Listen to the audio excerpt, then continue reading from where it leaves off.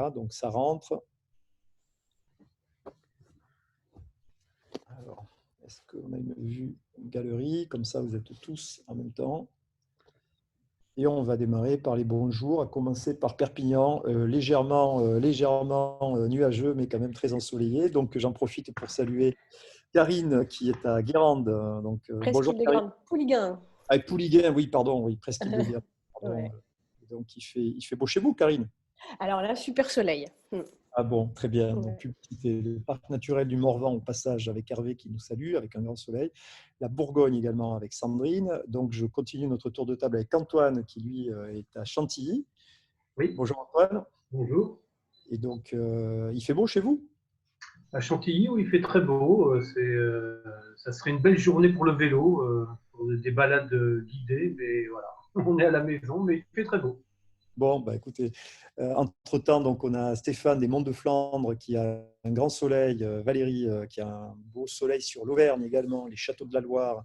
Et je passe la parole à Patricia qui nous apportera le soleil de Marseille, qui est la directrice des Gîtes de France des Bouches-du-Rhône. Bonjour Patricia. Oui, bonjour. Merci de votre invitation. Ça me fait plaisir de pouvoir discuter avec vous parce que je vous écoute depuis le début du confinement quand même. Et j'ai pris plein de bonnes idées de vos intervenants.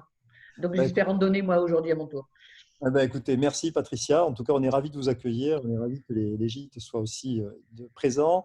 Et Stéphane, qui est un cousin à vous, on va dire, puisque c'est l'animateur et le coordinateur du réseau des villages de gîtes. Donc, bonjour Stéphane.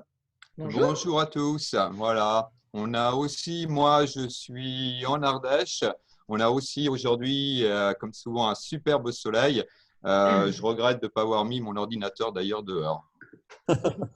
Donc, Alexandre et son épouse qui nous rejoignent également, qui arrivent de Bar-le-Duc. Alors, je sais que vous êtes un peu entre…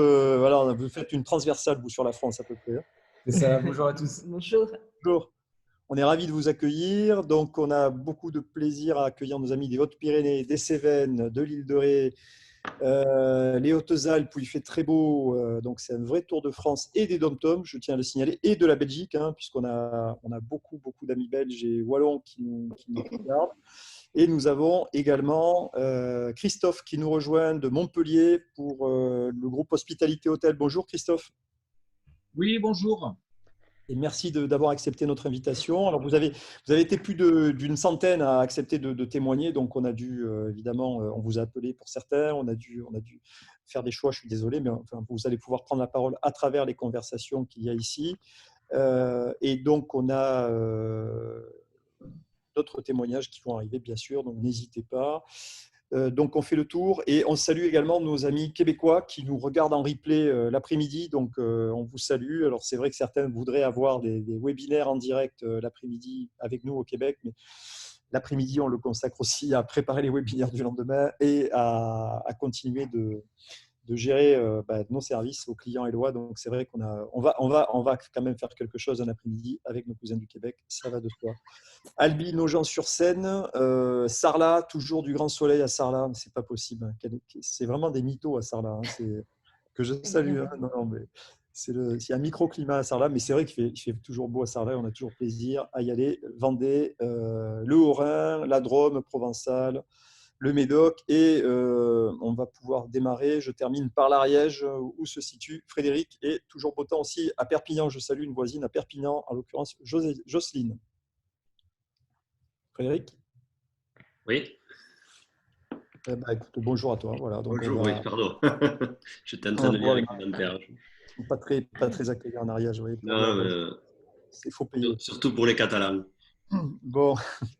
En tout cas, ravi de vous avoir. Bienvenue à toutes et à tous. Aujourd'hui, donc, on a souhaité vous donner la parole à travers d'abord les témoignages des invités qui ont accepté de prendre la parole tout à l'heure et qui vont vous partager leur vécu du Covid à l'heure actuelle, de cette période, qui vont vous partager aussi leur réflexion pour le redémarrage. On est tous en mode un peu flou, quoi, hein, c'est-à-dire on ne sait pas quand, comment, mais on est là pour en débattre et puis pour sortir des hypothèses et tirer les meilleures idées possibles. Et donc, n'hésitez pas à poser vos questions. Toujours pour l'actualité, donc certains ont eu peut-être un soupir d'effroi hier en lisant la déclaration du ministre des Transports qui disait qu'il conseillait aux Français d'attendre avant de réserver leur transport pour cet été. Alors là, pareil, il faut qu'on garde un peu notre sang-froid.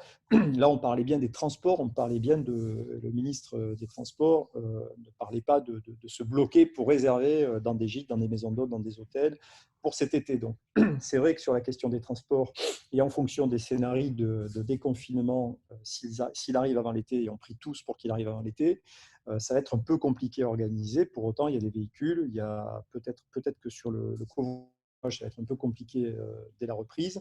Mais en tout cas, on est encore dans une perspective où les Français pourront se déplacer à proximité de chez eux pour aller prendre des vacances. Donc ça, c'était la déclaration du jour, à modérer, à moduler, mais le ministre a raison de dire qu'il va falloir faire attention dans les aéroports, les gares et les trains. Donc tout cela sera certainement régulé.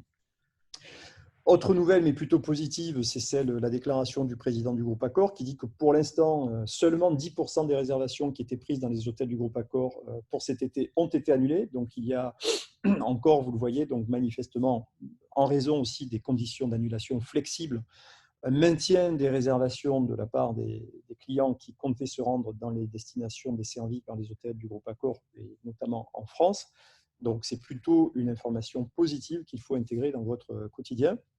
Lundi, je vous annonçais qu'Airbnb avait levé 1 milliard pour aider ses hôtes et se préparer soi-même à un nouvel avenir parce que Airbnb considère probablement l'avenir avec un peu de difficulté, notamment pour les locations chez le particulier. Donc, on va voir aussi comment, quand on est un particulier ou quand on est considéré comme tel, quelle garantie on doit mettre en avant pour rassurer le client et venir chez soi. Et cette nuit, Airbnb a annoncé qu'ils allaient lever 1 milliard de dettes supplémentaires. Alors, tenez-vous bien, et 10% de taux d'intérêt selon le Wall Street Journal, parce que Airbnb anticipe sur de sérieuses difficultés dans son modèle d'affaires, c'est-à-dire la typologie des offres qu'ils ont à proposer, notamment chez le particulier. Et ça doit encourager celles et ceux qui participent à ce webinaire ou qui vont le revoir, à dire voilà, attention, chez les pros et les semi-pros, et notamment dans les réseaux, et le témoignage de Gilles de France sera très important à ce sujet aussi, c'est vous avez une carte à jouer pour montrer que vous êtes dans cet environnement du tourisme, dans ce métier du tourisme, avec une dimension qui est une dimension professionnelle ou paraprofessionnelle, donc avec des règles que vous allez appliquer et mettre en place pour garantir la sécurité de vos clients, de vos visiteurs. Je rappelle que nous avons toujours le concours aux bonnes idées pour la reprise qui est ouvert à chacune d'entre vous. Donc, vous pouvez poster vos idées en scannant le code qui est ici. N'hésitez pas. Certains nous disent « Ouais, mais moi, j'ai peur que mon idée soit pas terrible. » Non, allez-y. Je vous garantis, il y a de tout. Il y a à boire, il y a à manger, il y a de tout. Mais on vous soumettra ces idées à l'occasion du webinaire de vendredi. Rapidement, le mode d'emploi pour les nouveaux, 45 minutes de présentation, entre 30 et 40 minutes. Aujourd'hui, ça ira plus vite puisqu'en fait, on va privilégier la parole. On récupère vos questions. Vous allez pouvoir demander à prendre la main et prendre la parole si vous le souhaitez. Et donc, pendant ce webinaire, l'idée, c'est que par rapport à votre vécu à vous, vous fassiez part de votre situation et surtout qu'on trouve ensemble des pistes et des idées qu'il va falloir faire remonter auprès d'un maximum de décideurs. On en parlait avec un certain nombre de nos invités avant que vous ne rentriez dans le webinaire. Il y a effectivement des réflexions qui sont menées aujourd'hui au niveau national sur les différents scénarios de déconfinement. La question du déconfinement et de comment on réorganise le démarrage du tourisme dans un scénario très favorable d'ouverture d'ici la mi-mai ou la fin mai, c'est très important. Moi, j'insiste là-dessus. Il va falloir qu'on remonte le maximum d'idées pour se mettre à l'abri de décisions radicales qui consisteraient à dire cet été, pas de vacances, ou alors attention, c'est contingenté, ligne de démarcation, etc. On peut, les uns et les autres, réfléchir à mettre en place des mesures qui donnent des garanties à la fois aux consommateurs et donc au gouvernement pour autoriser, sous certaines conditions, la prise de vacances cet été. Donc, on aura plusieurs invités de Village des Gîtes de France, de Bob & Bike, et donc on les verra tout à l'heure. Et je voulais commencer par vous partager donc les résultats du sondage que nous avons conduit avec les professionnels que vous êtes depuis hier. Donc, il y a eu énormément de réponses et merci pour votre participation. Le premier enseignement, c'est que vous êtes 60% à avoir demandé le bénéfice des aides de l'État. Donc, Ça, c'est un point important. Donc, il y a encore 40% qui ne l'ont pas fait. On va voir à peu près pourquoi. On va essayer de comprendre pourquoi. Ce qui est intéressant aussi, c'est que dans ces aides, qui sont des aides à la fois financières, les fameux 1 500 euros, et les aides des prêts garantis par l'État, selon votre métier, vos réactions n'ont pas été les mêmes. Votre précipitation à les demander n'ont pas été les mêmes. Donc, en priorité, ceux qui nous ont répondu sont les pros des loisirs en disant « nous, on y est allés ». Et donc, très massivement, les pros des loisirs, à 84%, pour ceux qui nous ont répondu, sont allés demander les dispositions des aides, suivi des hôtels, des campings, des attractions et des lieux de culture et de patrimoine, en clair, des lieux de visite. Les maisons d'hôtes, 58%. Donc, elles sont dans la moyenne, mais elles ont demandé les aides de manière moins massive, on va dire, que les autres professionnels du tourisme, les gîtes et les locations de vacances. Alors, les locations de vacances, ça s'explique un petit peu, puisqu'on n'est pas dans une profession, en tout cas, exercée par beaucoup de professionnels. Donc, il y a des professionnels dans les locations de vacances, mais il y a une masse de particuliers donc, qui ne sont pas forcément éligibles à ces aides, donc ce qui explique ce différentiel important. Donc, vous voyez des résultats qui sont quand même très différents d'une profession à l'autre, d'un métier à l'autre. Alors, certains nous ont expliqué dans des mails qu'on a reçus que eux, en fait, se disent que ils espèrent que le redémarrage va se faire assez vite. Donc, le bridge, le pont qu'il faut faire entre maintenant et la saison sera peut-être un peu moins compliqué à faire. Et d'autres disent on met au chaud tout ce qu'on peut mettre au chaud parce qu'on ne sait pas comment la saison va se passer. Donc, oui, bien sûr, on demande à bénéficier de ces aides au plus vite. Pour ceux qui ont demandé le bénéfice de ces aides, en priorité, ils nous ont dit finalement, c'était facile à mettre en œuvre. On n'a pas rencontré de difficultés majeures à le mettre en place. Beaucoup considèrent que ces aides ne sont pas encore adaptées à la situation, mais c'est déjà bien. Voilà. Et puis, 39% de ceux qui avaient une position à donner parmi les 3 choix, les 2 choix disponibles, ont considéré que c'était plutôt bien adapté. Pour les autres qui ont demandé ces aides, ils ont quand même trouvé qu'elles étaient un peu difficiles à mettre en œuvre. Mais on voit bien que dans un premier temps, la plupart des répondants ont considéré que c'était des aides qui étaient plutôt faciles à mettre en œuvre et plutôt faciles à actionner.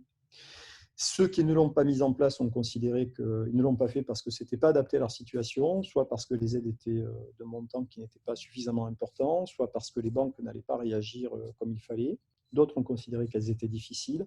Et pour d'autres, c'était « je n'en ai pas besoin pour l'instant ». Alors, moi, je vous recommande quand même, même si vous n'en avez pas besoin, demandez-les parce que pour l'instant, c'est à quelques semaines, on espère, d'une réouverture. Mais si jamais ça allait se compliquer, peut-être que certains auront besoin des aides. N'hésitez pas pour nous inviter, si vous voulez prendre la parole à ce stade, à faire des commentaires, vous pouvez le faire. Moi, on commence le débat sur la base de ces résultats, donc n'hésitez pas. Peut-être Patricia. Moi, justement, Bruno, je suis entièrement d'accord avec toi. Au niveau du réseau des villages de gîtes, nous avons justement invité tous nos adhérents à profiter très rapidement de ces aides et du moins les mettre en place parce qu'aujourd'hui, il y a quand même un flou. On ne sait pas quand sera la sortie. Donc, même si aujourd'hui, on se dit ça va encore, je tiens. Je pense qu'il ne faut pas attendre le moment difficile justement pour pouvoir mettre en place toutes ces aides et pouvoir en profiter. Merci Stéphane. Patricia ? Si vous voulez, la difficulté que l'on a eue, bien évidemment, le dispositif existe et on a aujourd'hui quand même des propriétaires qui sont dans de grandes difficultés, puisque notamment en chambre d'hôte, ça représente leur activité principale. Donc, moi, je suis quand même très inquiète pour certains d'entre eux. En revanche, ce qui est compliqué aujourd'hui, c'est que, ainsi que vous le disiez tout à l'heure, c'est quand même flou, petit 1, et deuxièmement, ça change beaucoup. C'est-à-dire qu'au début, c'était de dire uniquement les professionnels qui étaient en société pouvaient y avoir droit. Puis finalement, on a parlé des propriétaires qui avaient un numéro de tirette. Aujourd'hui, on est sûr de rien. Donc, envoyer les propriétaires vers ce genre de dispositif, bien sûr. En revanche, il risque d'y avoir des déçus. Oui, merci Patricia. C'est un juste témoignage et je suis d'accord complètement avec vous. Alors, malheureusement, ce qui arrive dans le tourisme, c'est un petit peu ce qui arrive depuis le déclenchement de cette crise en France. Donc, on est vraiment c'est du tango argentin, 3 pas en avant, 2 pas en arrière. Alors, on comprend la difficulté que nos décideurs ont du mal à gérer cette crise qui est inédite. Mais on peut tous se poser la question, se dire avec comment autant de gens surdiplômés, autant d'intelligence, et à un moment donné, on n'est pas en mesure de nous sortir 2-3 scénarios probables. Donc, ouais, moi, c'est un peu ma surprise du moment. Je découvre que finalement, le bon sens, des fois, l'emporte sur les diplômes. Donc, c'est pour ça que j'invite nos décideurs politiques à écouter la parole des propriétaires et des professionnels du tourisme. Alexandre, vous voulez prendre la parole? Oui. Il y a des réflexions de débat là sur le forum, en fait, sur les 1500 euros, en disant que pour ceux qui ouvraient tard, du coup, comparé du mois de mars de l'année dernière au mois de mars cette année, il y a zéro, donc il n'y a pas d'aide. Pardon, ça a coupé quand tu parlais. Que des personnes sont embêtées puisqu'elles n'avaient pas ouvert au mois de mars l'année dernière, donc pour l'instant, ils ne peuvent pas obtenir des aides. Donc, sans savoir si on aura ça au mois d'avril. Donc, problématique sur ces 1500 euros. Par contre, pour d'autres personnes qui avaient une activité, ils les ont touchés assez rapidement et en 5 jours. Mais il faut rappeler aussi qu'il y a cette aide de 1500 euros, mais il y a le prêt garanti par l'État. Hein, donc, il faut peut-être jouer sur les deux tableaux là, pour ceux qui peuvent jouer là-dessus. Je vois que Karine veut parler. Oui. Oui, en fait, on a fait la demande des 1500 euros. Nous, ça fait moins d'un an qu'on est ouvert. En fait, on a annualisé les 1500, enfin, en tout cas, annualisé le chiffre d'affaires. Et du coup, ça nous a fait un revenu par mois. Et c'est ce qui fait qu'on a droit finalement à 1500 euros. Donc, c'est plutôt positif, alors qu'on n'avait pas du tout de chiffre d'affaires au mois de mars l'année dernière. Donc, ça peut rassurer. En tout cas, il faut que les gens quand même essaient. D'accord. Donc, vous avez fait une déclaration, vous avez tiré une tendance de chiffre d'affaires sur 12 mois, en fait. Oui, voilà. En fait, à partir du moment où l'ouverture n'était pas avant le 20 quelques février, et du coup, voilà, on y a droit parce qu'on annualise le chiffre d'affaires. C'est ce qui nous sauve, parce que sinon, on n'avait rien du tout. D'accord. Donc, ça, c'est la recommandation que vous donnez à tous vos confrères. Ouais.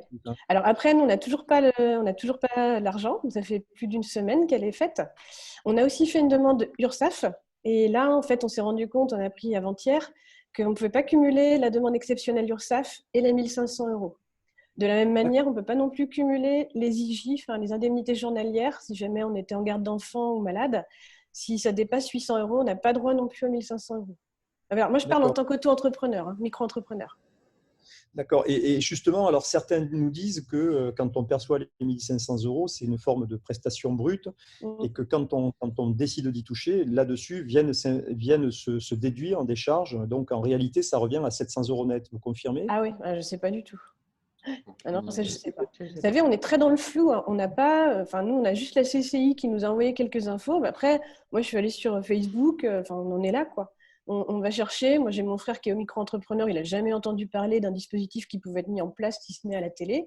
Mais en fait, on n'a pas d'infos. Moi, j'aimerais bien qu'on nous relaie, en tout cas qu'on nous dise, voilà, vous avez droit à ça parce que vous êtes chambre d'hôte, parce que vous êtes propriétaire, parce que vous êtes conjoint collaborateur. Enfin, voilà. C'est vrai qu'on n'a pas, c'est pas clair. Hein. Est-ce que, Alexandre, vous vouliez prendre la parole justement sur cette notion entre les 1500 euros qu'on annonce et l'argent que les gens perçoivent? Alors, des témoignages que nous avons, certains nous disent, mais si les 1500 euros, on ne les laisse pas dans l'entreprise, mais qu'on les perçoit à titre de rémunération, on doit s'acquitter de charges correspondantes. C'est quelque chose que l'un ou l'une d'entre vous a pu constater? Bonjour à tous. Ouais, pas du tout. Nous, ce qu'on avait constaté, c'était ce seuil donc aberrant au début des 70% de pertes. Comment atteindre ce seuil alors que le confinement il était prononcé en milieu de mois? On avait tous logiquement réalisé un chiffre d'affaires d'à peu près 50%. Donc ce seuil de 70%, il était illogique. Donc suite à ça, nous, on s'est dit on va rendre compte aux représentants du tourisme de notre gouvernement. Donc on s'est mis à rechercher qui dans le gouvernement était en charge du tourisme, parce qu'en fait on s'était même jamais posé la question avec Steph. Et en tant que première destination touristique du monde, moi je pensais qu'on avait un ministre du tourisme, mais en fait pas du tout, c'est un secrétaire d'État qui est en charge du tourisme, mais en charge de plein d'autres choses aussi dans le gouvernement. Donc du coup, on a vite compris, et quand on a vu comment était alimenté son blog et les nouvelles, les annonces, on s'est dit, voilà, c'est pas à ce niveau-là qu'on trouvera des informations. Donc, il va falloir se débrouiller un peu tout seul. Heureusement, il y a eu un modificatif dans les 10 jours qui a passé ce seuil à 50%. Donc ça, c'était une bonne chose pour nous. Donc, on a pu y prétendre. On a pu prétendre. Donc, normalement, pour l'instant, c'est sur le site des impôts, c'est en cours de traitement auprès de la DGFiP. Ça fait 6 jours. On s'est renseigné sur les éventuelles charges sur ce montant-là. Apparemment, ce serait un montant net. Donc, il n'y a pas de… Après, on verra. Et nous aussi, on est dans le même cas, en fait. On a ouvert au 1er novembre, donc on a lissé, en fait, notre chiffre qu'on avait réalisé sur plusieurs mois sur une moyenne, en fait, sur comment dire, un chiffre d'affaires moyen, puisqu'on n'avait pas de comment dire, de chiffre sur mars 2019. Ouais. D'accord. Donc ça c'est une information importante pour celles et ceux qui pensaient ne pas pouvoir être éligibles compte tenu de ces ratios. Donc, on tire une tendance, en fait, on fait une projection de chiffre d'affaires, y compris pour le prêt garanti par l'État. Hein, j'insiste là-dessus parce que quand vous discutez avec les établissements bancaires, ils vous font, dans une première intention, ils appliquent, ils disent voilà, nous on fait l'application sur la base du chiffre d'affaires en 2019. Sachez que vous pouvez parfaitement discuter d'une tendance de votre chiffre d'affaires, notamment s'il a progressé sur le début de l'année 2020. Vous pouvez négocier avec votre banquier de prendre comme référence la tendance de votre chiffre d'affaires à date. Donc ça, alors c'est vrai que c'est une négociation de gré à gré qui est propre, je dirais, à la qualité de vos relations commerciales avec votre établissement bancaire, mais ça fonctionne. Voilà, il y a des cas où ça fonctionne. Donc, n'hésitez pas. Je voulais rajouter une petite chose, Bruno. Oui. Nous, notre gîte, enfin, on a donc une maison d'hôte et on a aussi un gîte. Le gîte, il n'est pas en nom, donc la maison propre, la maison d'hôte, on l'a acheté en nom propre et le gîte, on l'a acheté à travers une SCI à l'impôt sur les sociétés. Ça marche pas. Et donc, en tant que gérant, j'ai essayé sur le site de la DGFiP et ça a fonctionné. J'ai même pu demander aussi une aide, l'aide de ce fameux fonds de solidarité au profit de ma SCI qui fait aussi de la location de courte durée à travers le gîte. Et donc, le jackpot serait de toucher 2 aides de 1 500 €. Mais quand on sait comment certains services de l'État fonctionnent, on se dit qu'on potentiellement c'est possible. Donc, pourquoi pas essayer de toucher les 1 500 € d'aide pour la SCI au titre de l'activité de location courte durée dans notre gîte. Est-ce que je peux amener un complément d'information par rapport à ce dont parlait Frédéric tout à l'heure au niveau des prêts garantis par l'État? Donc, on a été en relation avec la BPI qui nous confirmait que les propriétaires d'hébergements qui disposent d'un numéro de SIRET ont droit à ces prêts-là. Là encore, au départ, c'était que les sociétés commerciales ou les auto-entrepreneurs, donc les personnes qui étaient inscrites au registre du commerce. Un simple numéro de SIRET vous permet de bénéficier de ces aides. Mais c'est vrai qu'il faut d'abord en passer par votre banque, qui après elle-même va se faire garantir auprès de la BPI. Oui.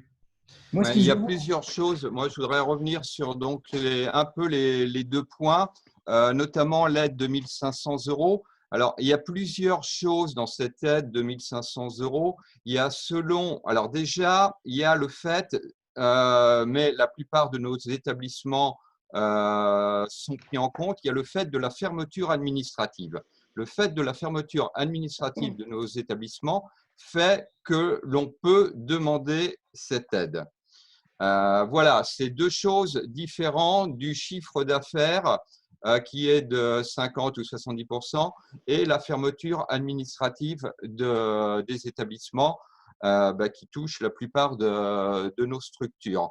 Après, par rapport à ça, il y a aussi 2 choses différentes comme témoignait Karine. Il y a le fait, si on avait une activité déjà en mars l'année dernière ou si on a démarré cette année. Si on a démarré l'activité depuis cette année, en fait, en cours, on peut lisser sur le chiffre d'affaires de l'année.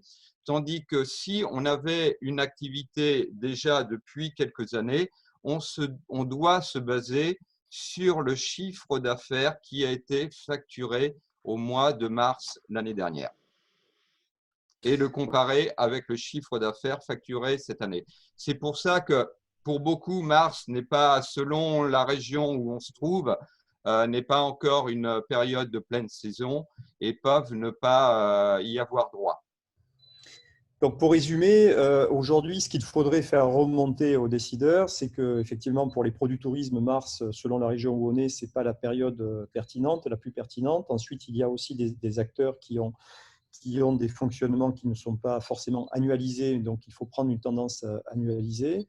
Et donc, j'imagine aussi peut-être simplifier l'aspect du guichet unique, savoir à qui s'adresser en priorité. Alexandre parlait de la DGFiP tout à l'heure, d'autres parlent du site internet. Aujourd'hui, c'est quand même un peu le trouble tout ça, d'où certainement pour beaucoup d'acteurs le fait de ne pas demander ces aides ou d'avoir l'impression que ça va être très, très difficile à obtenir. Christophe, non, je ne sais pas si elles sont si difficiles à obtenir.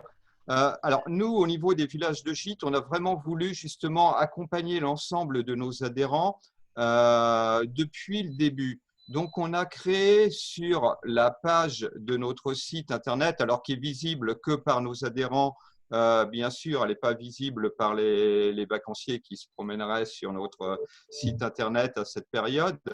Un genre d'aide pour répertorier en fait toutes ces aides que dont on peut bénéficier et vraiment avec les liens vers les endroits où les demander. D'accord. Christophe, vous, en tant qu'hôtelier, donc, vous avez actionné les systèmes d'aide. Ça a été compliqué pour vous ou pas? Alors oui, je suis hôtelier à Montpellier. Merci de l'invitation. Merci à vous. Comment dirais-je, la plupart des dispositifs annoncés, ça a l'air de bien se dérouler pour l'instant. Je pense de la mise en activité partielle. Je pense essentiellement au PGE. Les banques ont l'air de jouer le jeu. Je mets des précautions, je prends des précautions car on en est au stade des promesses bon voilà, comme Saint Thomas, on a envie de croire à ce que l'on voit. On verra. La chose que je veux souligner, moi j'ai été marqué par le discours de notre président de la République qui a parlé d'état de guerre. Bon, pour ceux qui s'intéressent à l'histoire, quand on est en état de guerre, il y a un certain nombre de mesures qui sont prises et qui ont un caractère exceptionnel, rapide. Par exemple, moi aujourd'hui, la difficulté que j'ai, pour l'instant, tout a l'air de fonctionner, ce qui est de nature à rassurer. Par contre, les propriétaires, je gère pour l'instant 2 hôtels en centre-ville à Montpellier. Eh bien, écoutez, les leviers de solidarité, banque, administration, l'État, ça a l'air de le faire. Les propriétaires, la compassion. Les bailleurs, vous voulez dire, les bailleurs immobiliers. Les propriétaires de murs, les bailleurs immobiliers. Alors, voilà, je constate, on va contacter l'avocat, faire le courrier qu'il faut en référence à une ordonnance qui a été diffusée par le gouvernement. Simplement, quand j'entends parler d'état de guerre et que les propriétaires, j'ose espérer, ont un téléviseur ou des radios, s'informent de ce qui se passe, là, il y a quelque chose qui ne va pas. Hein. Parce que j'imagine que je ne suis pas le seul à être titulaire de fonds de commerce, mais avec des loyers à payer. Donc, pas de rentrée d'argent, des loyers à payer. Là, à un moment donné, on va avoir des difficultés. Donc, moi, si vous avez des remontées à faire, de mettre en parallèle la déclaration d'état de guerre, qui justifie, à mon sens, des mesures exceptionnelles, comme de contraindre les propriétaires à suspendre les loyers, offrir peut-être des gratuités, parce que la période le justifie. On est dans une période extraordinaire dans le sens en dehors de l'ordinaire. Oui, en temps de guerre, on a réquisitionné, ceux qui s'intéressent à l'histoire, les taxis de la Marne pour monter les soldats au front. Bon, mais là, ce n'est pas une guerre avec des fusils, mais véritablement, si tous les leviers d'aide ne fonctionnent pas et ne fonctionnent pas avec réactivité, j'insiste sur ce point, parce qu'on peut faire tomber des entreprises par manque de réactivité. Certains d'entre nous ont des trésoreries tendues. Eh bien, si tout ne fonctionne pas dans le bon sens, dans notre intérêt, acteurs du tourisme, et avec réactivité, certains tomberont. Je comprends. Et c'est vrai que sur les baux, enfin sur les locations, on ne peut pas réaliser avec les procédures collectives ou les procédures de sauvegarde pendant que les sociétés sont en cours de redressement. Les loyers, par exemple, peuvent être gelés. Donc, cette disposition, elle existe. Alors, elle s'applique au cas par cas, mais pas forcément, effectivement, de manière généralisée. Donc, c'est une information, effectivement, qu'il va falloir faire remonter. Antoine, vous, en tant que pro du loisir, vous êtes dans la location de vélos, l'accompagnement vous avez demandé le bénéfice des aides et vous avez rencontré des difficultés ou pas du tout? Alors, oui, donc moi, mon métier, c'est de louer des vélos, d'aller les livrer dans des hôtels, de faire des balades guidées. Donc Chantilly est aussi une région très tourisme d'affaires. Donc moi, le mois de mars, c'est le début de la saison, certes, mais l'an dernier, j'avais déjà eu des sociétés qui avaient fait appel à moi. Donc moi, sur le mois de mars, je peux enregistrer un chiffre d'affaires de moins 80% par rapport à 2019. Donc ça, je suis capable de le dire. Donc j'ai effectivement demandé l'aide de 1500 euros. Donc je pense que c'est bien 1500 euros net. Bon, pour l'instant, j'ai pas touché cette aide. Je trouve que c'est un bon dispositif parce que ça va nous aider, enfin, j'espère, à passer les moments difficiles. Mais pour l'instant, voilà, j'en suis là. Donc, moi, je suis en train de me dépatouiller, essayer de trouver des solutions pour essayer de survivre. Mais voilà, moi, c'est factuel, hein, c'est moins 80% sur mars. Et le mois d'avril, ça va être moins 100%, je pense, puisqu'il n'y a pas de visiteurs, il n'y a pas d'entreprises qui viennent, donc il n'y a pas de location de vélo. Donc moi, je suis vraiment très impacté par ça, donc, comme nous tous. Hein. D'accord. Donc à ce stade, ce qu'on résume, c'est que 60% des professionnels ont demandé l'aide ou actionné les dispositifs d'aide de l'État et les considèrent plutôt faciles à mettre en œuvre. Et modulo la remarque de Christophe qui consiste à dire qu'il faudrait que de manière plus formelle maintenant, les bailleurs, pour ceux qui dépendent aussi des bailleurs, se mettent au diapason de cet accompagnement, de ces aides qui sont importantes pour aider au redémarrage. Donc voilà, donc plutôt un point positif, on va dire, par rapport au dispositif mis en place, mais évidemment, il faut pousser. J'avais une question pour Patricia avant que Frédéric pose d'autres questions. Vous gérez, Patricia, donc un réseau dans les Bouches-du-Rhône, donc qui n'est pas moindre, qui est pas petit. Et vous, la difficulté, j'imagine, de gérer à la fois des propriétaires qui sont des propriétaires professionnels et des propriétaires, on va dire, qui ont plus une démarche patrimoniale, enfin, ils ne font pas des fins professionnelles. Donc, comment vous arrivez à gérer cette dualité, notamment quand il s'agit de les accompagner pour les aides et les redémarrages? Si vous voulez, ça répond un peu à la préoccupation d'un de vos intervenants. C'est vrai qu'aujourd'hui, la plus grande difficulté, je trouve, c'est de s'y retrouver justement dans toutes ces annonces, dans tous ces textes, dans toutes ces informations qui fleurissent de partout, et faire le tri dans ce qui est bon pour soi et ce qui est surtout applicable. Ça, c'est la première chose. Donc ça, c'est notre rôle. C'est vrai que c'est la force d'un réseau de pouvoir agréger toutes ces informations et les rediffuser. En fait, aujourd'hui, on a deux préoccupations.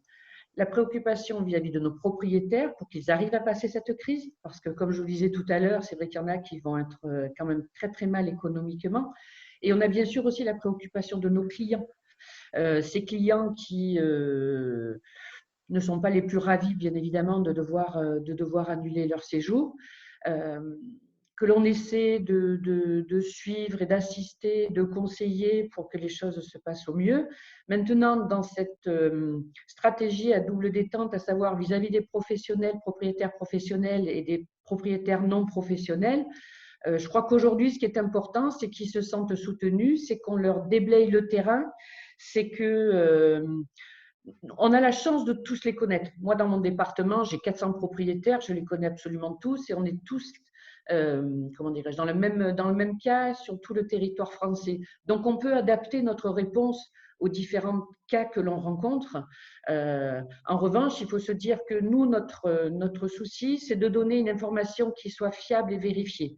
C'est-à-dire qu'on est parfois pris de court par ce qui sort dans la presse, et on préfère la communiquer une fois qu'on est sûr qu'elle pourra être mise en œuvre par nos propriétaires, quel que soit leur statut. Mais c'est vrai qu'aujourd'hui, ceux qui sont en plus grande difficulté, ce sont les non-professionnels, même si, comme je disais tout à l'heure, l'ordonnance s'est élargie aux propriétaires en personnes physiques qui peuvent aussi, de leur côté, mettre en place l'ordonnance avec la proposition d'un avoir à leurs clients. Donc, du coup, le dispositif est beaucoup plus largement applicable par l'ensemble des propriétaires. Mais c'est vrai que ce qu'on privilégie en tout état de cause, et ça, c'est notre vision des choses chez Gîtes de France, c'est qu'il faut aider les propriétaires et aider les clients. tout le monde est embarqué dans le même bateau et il n'est pas question pour nous de refuser de rembourser les clients pour ne pas léser nos propriétaires, mais il n'est pas question non plus de mettre en difficulté majeure les propriétaires. Donc, on est dans la négociation permanente avec chaque client. Toutes les centrales, si vous voulez, ont appelé leurs clients qui étaient amenés à arriver dans les semaines qui viennent pour justement, au cas par cas, proposer des solutions qui soient le plus satisfaisantes pour chacun. Merci Patricia, c'était un témoignage important. Christophe, vous vouliez prendre la parole, je vois, vous avez levé le doigt. Toujours sur les propriétaires et les bailleurs, et là je répondrai à Jean-Michel sur le chat, je le lis, les propriétaires ont des emprunts, ce ne sont pas forcément des rentiers comme semble le penser ce monsieur. Donc suite à mon intervention, qui paie les emprunts? Il y a un effet domino. Je réponds à Jean-Michel que toutes les banques aujourd'hui ont des directives pour accepter les suspensions de remboursement d'emprunts. Tous les prêts personnels, les leasings, les prêts immobiliers, les prêts de trésorerie, tous les prêts. Donc, on invite les propriétaires, bailleurs, à s'adresser à leur banque pour demander des suspensions de prêts. Ensuite, pour la perte de revenus, eh bien, qu'il y ait un élan de solidarité parce que nous aussi, gestionnaires, nous allons voir nos revenus baisser. C'est entendu. Frédéric, tu avais… Oui, donc des questions. Est-ce que, je crois que Patricia a un peu répondu, est-ce que les loueurs de meublés non professionnels sont concernés par les aides? Par les aides, les fameux 1 500 €, là encore, et je suis désolée de ne pas pouvoir donner une réponse tranchée, mais il reste un flou. Il y a quand même des discussions et des vérifications qui sont faites au niveau du réseau Gilles de France. Après, chacun prend ses responsabilités. Ceux qui veulent annoncer que c'est possible et que finalement ça ne l'est pas, il faudra après gérer les conséquences. Donc, pour ces aides-là, vérification notamment par rapport au numéro de SIRET. Pour l'aide, pour les suspensions des prêts, comme le disait Christophe, effectivement, tout le monde peut y avoir droit. Et pour l'avoir, je confirme, parce que là aussi, j'ai vu passer des questions, l'avoir, même le propriétaire en personne physique, en activité personne physique, peut le proposer. En revanche, excusez-moi, 2 précisions par rapport à l'avoir. Il faut être clair sur une chose, c'est que cet avoir peut être remboursable au bout des 18 mois. D'accord? Et la deuxième chose, c'est que les sommes conservées au titre de l'avoir ne peuvent pas être utilisées. Il ne faut pas considérer les sommes conservées au titre d'avoir comme permettant de faire de la trésorerie. Ça permet simplement de ne pas sortir l'argent du remboursement au client, mais ce n'est pas un argent dont vous pouvez disposer. Oui, alors c'est vrai, vous avez raison. Matériellement, normalement, les professionnels devraient ouvrir des comptes séquestres, donc ce qui n'est pas aujourd'hui faisable, hein, on est d'accord. Donc, c'est vrai que sur la Valoir, de toute façon, ça concerne tout le monde puisque le texte est assez clair. Donc, c'est vraiment la réalisation d'un contrat entre le client et le professionnel du tourisme, enfin l'opérateur touristique qui va lui-même délivrer le service. Donc, un propriétaire qui propose de la location est concerné. Il va y avoir des zones de flou et c'est ce sur quoi nous insistons aussi dans le blog, notamment lorsqu'il s'agit de réservations qui proviennent via les OTA, puisque les OTA de type Booking, Airbnb ou Expedia, HomeAway ont des directives d'annulation, ont pris des dispositions d'annulation et de remboursement souvent de manière un peu unilatérale à l'échelle mondiale et souvent sont d'ailleurs incompatibles avec les décisions qui ont été arrêtées en France en matière d'annulation et de gestion de la Valoir. Donc là, j'ai envie de dire, pour ces réservations, notamment pour ceux qui dépendent beaucoup des OTA, attention, les décisions sont prises par l'OTA, souvent elles sont en incompatibilité ou en contradiction avec les dispositions nationales, mais même si elles sont en contradiction, il va être très difficile pour vous d'aller à l'encontre de la décision prise par l'OTA. Aujourd'hui, TripAdvisor en particulier vient d'annoncer qu'il repoussait donc les annulations jusqu'à la période du 31 mai. Hein, donc, certains se sont arrêtés au 15, TripAdvisor a poussé jusqu'au 31 mai et même avec un effet rétroactif à partir du 1er février. Donc voilà, ça aussi, ça participe de… faites la reconquête de votre clientèle avec des réseaux en direct ou avec des réseaux, on parlait de Gilles de France, qui ont des centrales avec des conditions particulières et donc avec des interfaces entre vous et le client qui ne sont pas neutres. Je poursuis sur les résultats du sondage. Est-ce que ce dispositif devrait être complété par d'autres aides? Alors, vous avez tous très, très largement souhaité que ces aides soient amplifiées par des aides locales et régionales fléchées vers les pros du tourisme. Évidemment, beaucoup de départements, je le sais pour avoir interrogé, ou de régions travaillent sur ces sujets, n'ont pas encore forcément de réponse, hein. Il y a des aides générales, on va dire, qui sont aujourd'hui étudiées et mises en place par les régions à destination des entreprises ou des PME au sens large du terme. Maintenant, on sait que la France est quand même, pour 7 ou 10%, ça dépend des chiffres, dans son PIB, dépendante du tourisme. Et donc, c'est une véritable industrie portée par des millions d'acteurs indépendants. Donc, les régions sont sensibles au fait que non seulement le marché va se reprendre à l'échelle locale, hyper-régionale, voire locale, enfin régionale et locale, pardon. Et donc, beaucoup de régions sont en train de réfléchir à ça pour voir comment amplifier les aides locales. En tout cas, ça se rejoint avec vos attentes, qui est de dire comment ma région va pouvoir m'aider localement, moi en tant que pro du tourisme, ce que les régions font d'ores et déjà, par exemple, vis-à-vis des agriculteurs et vis-à-vis de la chaîne alimentaire. Donc là-dessus, on relaiera ce message, mais sachez que quelques régions, enfin, que je connais, sont déjà en train de travailler là-dessus. Une politique nationale de relance de la demande touristique, je dirais de la demande générale, mais de la demande touristique. Vous savez que certains économistes aujourd'hui sont en train de ressortir l'idée, comme on avait eu après-guerre, de ce que l'on appelle l'argent hélicoptère. Hein. C'est de l'argent qui est déversé, qui serait déversé par les banques centrales directement dans les poches des consommateurs pour retrouver du pouvoir d'achat et donc flécher cette politique. Alors, elle n'est pas validée par les États, la Banque centrale européenne s'y oppose, mais il faut savoir que les prix Nobel d'économie aujourd'hui incitent les États à relancer cette logique de l'argent hélicoptère. Donc, ce n'est pas de la dette, ce n'est pas de l'argent remboursable, c'est de la monnaie qui est mise dans les poches des gens pour aller consommer, notamment sur du fléchage touristique. Des mesures fortes sur la fiscalité et ou la taxe de séjour. Alors ça aussi, l'Organisation mondiale du tourisme, dans ses 23 recommandations cette semaine, a demandé que pour le redémarrage, des mesures fortes soient prises sur la fiscalité. Et je le modère aussi, ce n'est pas forcément la taxe de séjour. D'autant plus que la taxe de séjour, s'il y a moins de tourisme et moins de consommateurs, la taxe de séjour, elle va forcément baisser. Donc, ce n'est pas forcément le meilleur levier sur lequel agir, mais en tout cas sur la fiscalité des entreprises au sens large du terme et des entreprises du tourisme. Alors peut-être est-ce qu'il faut revoir le seuil de l'abattement fiscal temporairement, est-ce qu'il faut revoir un certain nombre de contributions. Là, pareil, n'hésitez pas, hein, celles et ceux qui participaient à notre table ronde, à faire part de vos propositions. Alors surtout, ce qui est très intéressant, c'est que les entrepreneurs du tourisme ne demandent pas au moment du redémarrage un gel des charges pour les emplois saisonniers, ni un report des échéances sociales et fiscales. Donc, je pense que ce qui est intéressant de voir là, et ça rejoint peut-être le propos de Christophe tout à l'heure, quand Christophe disait qu'il faut que les bailleurs fassent aussi un effort. Je crois que les professionnels ne s'attendent pas à avoir un effort s'inédié, un truc sans limite. Tout le monde demande un effort là pour le moment pour passer le cap, mais beaucoup d'entreprises du tourisme, manifestement c'est ce qui ressort de ce sondage, mais ils disent, mais nous, si on reprend l'activité normalement, on va reprendre le paiement de nos charges, on va reprendre le paiement de nos taxes. Voilà, donc Christophe est le premier à vouloir réagir. Je vous laisse la parole, Christophe. Oui, non, ton prénom c'est Frédéric?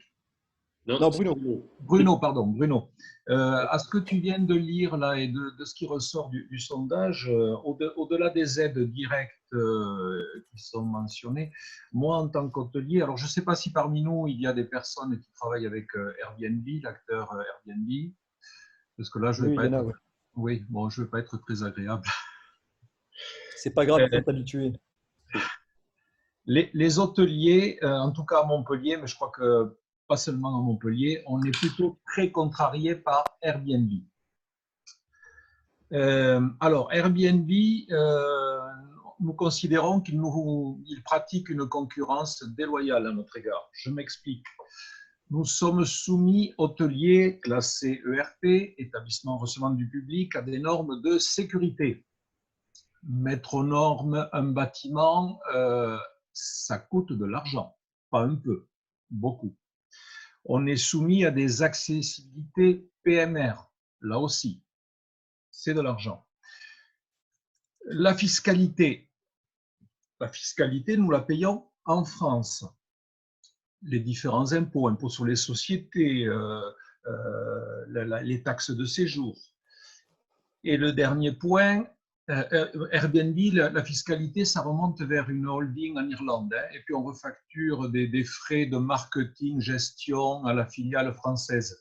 J'ai plus le chiffre en tête, mais la dernière, l'impôt société de Airbnb en France, c'est une PME de 200 salariés, dérisoire.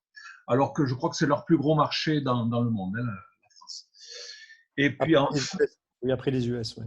Oui. Et après, Airbnb, concrètement sur le marché, casse les prix.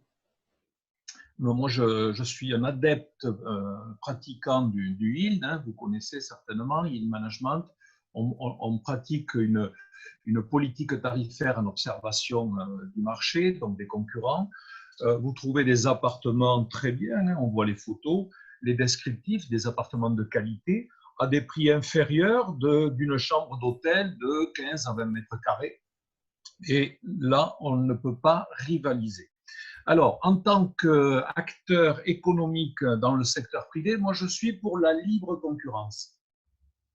Mais quand les règles du jeu sont les mêmes pour chacun. Voilà. Être dans la concurrence, guerroyer, être en compétition avec d'autres acteurs, moi, j'ai rien contre. Je suis même plutôt favorable. Ça nous oblige chacun à nous remettre en question. Mais encore une fois, quand les règles sont les mêmes pour tout le monde. Donc aujourd'hui, dans le contexte où l'on est, moi, j'attendrai des pouvoirs publics qu'on vienne réguler le marché du tourisme en posant peut-être plus de restrictions sur ce nouvel acteur, parce que c'est un nouvel acteur qui est monté en puissance durant ces dernières années, et en leur posant peut-être davantage de contraintes. J'ai omis de parler des classements. Nous sommes classés 1, 2, 3, 4 étoiles. Airbnb, il n'y a aucun classement. On fait ce qu'on veut. Donc, je vois que Patricia veut réagir peut-être. Je vois que Patricia sourit, mais elle a l'air de bouillir. Je lui laisse si vous voulez. Moi, je ne dis pas Airbnb, je dis celui dont on ne prononce pas le nom. D'accord. De toute façon, ils existent. De toute façon, ils ont permis quand même, malgré tout, d'amener une nouvelle clientèle sur nos territoires.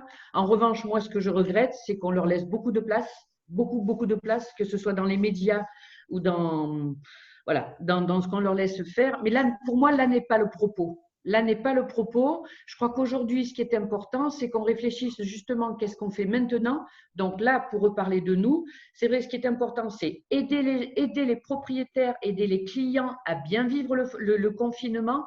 Et comme vous l'avez déjà proposé la semaine dernière, Bruno, c'est qu'est-ce qu'on fait pour l'après ?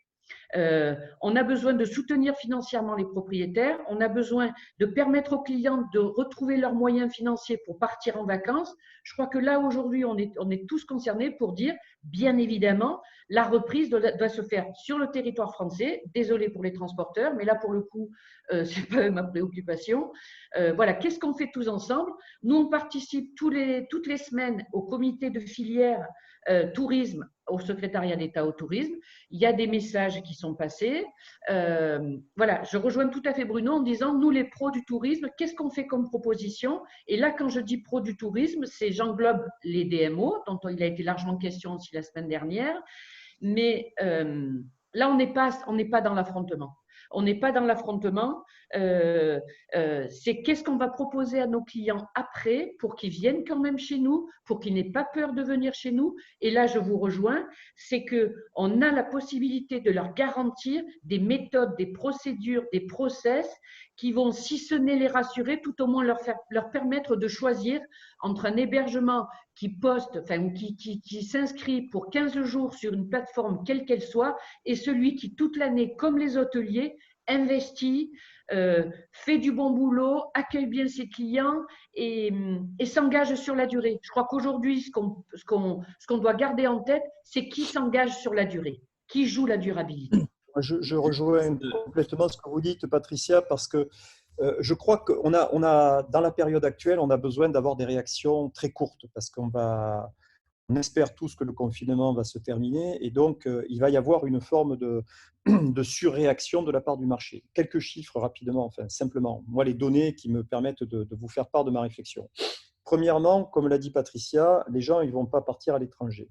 Il y a 28 millions de Français qui partent en France chaque été. Il y en a 9 millions qui partaient à l'étranger. Ça veut dire que globalement, on a un marché non pas de 28 millions, mais de 37 millions de personnes qui vont rester sur le marché France cet été, évidemment, s'ils ont une certaine liberté de mouvement.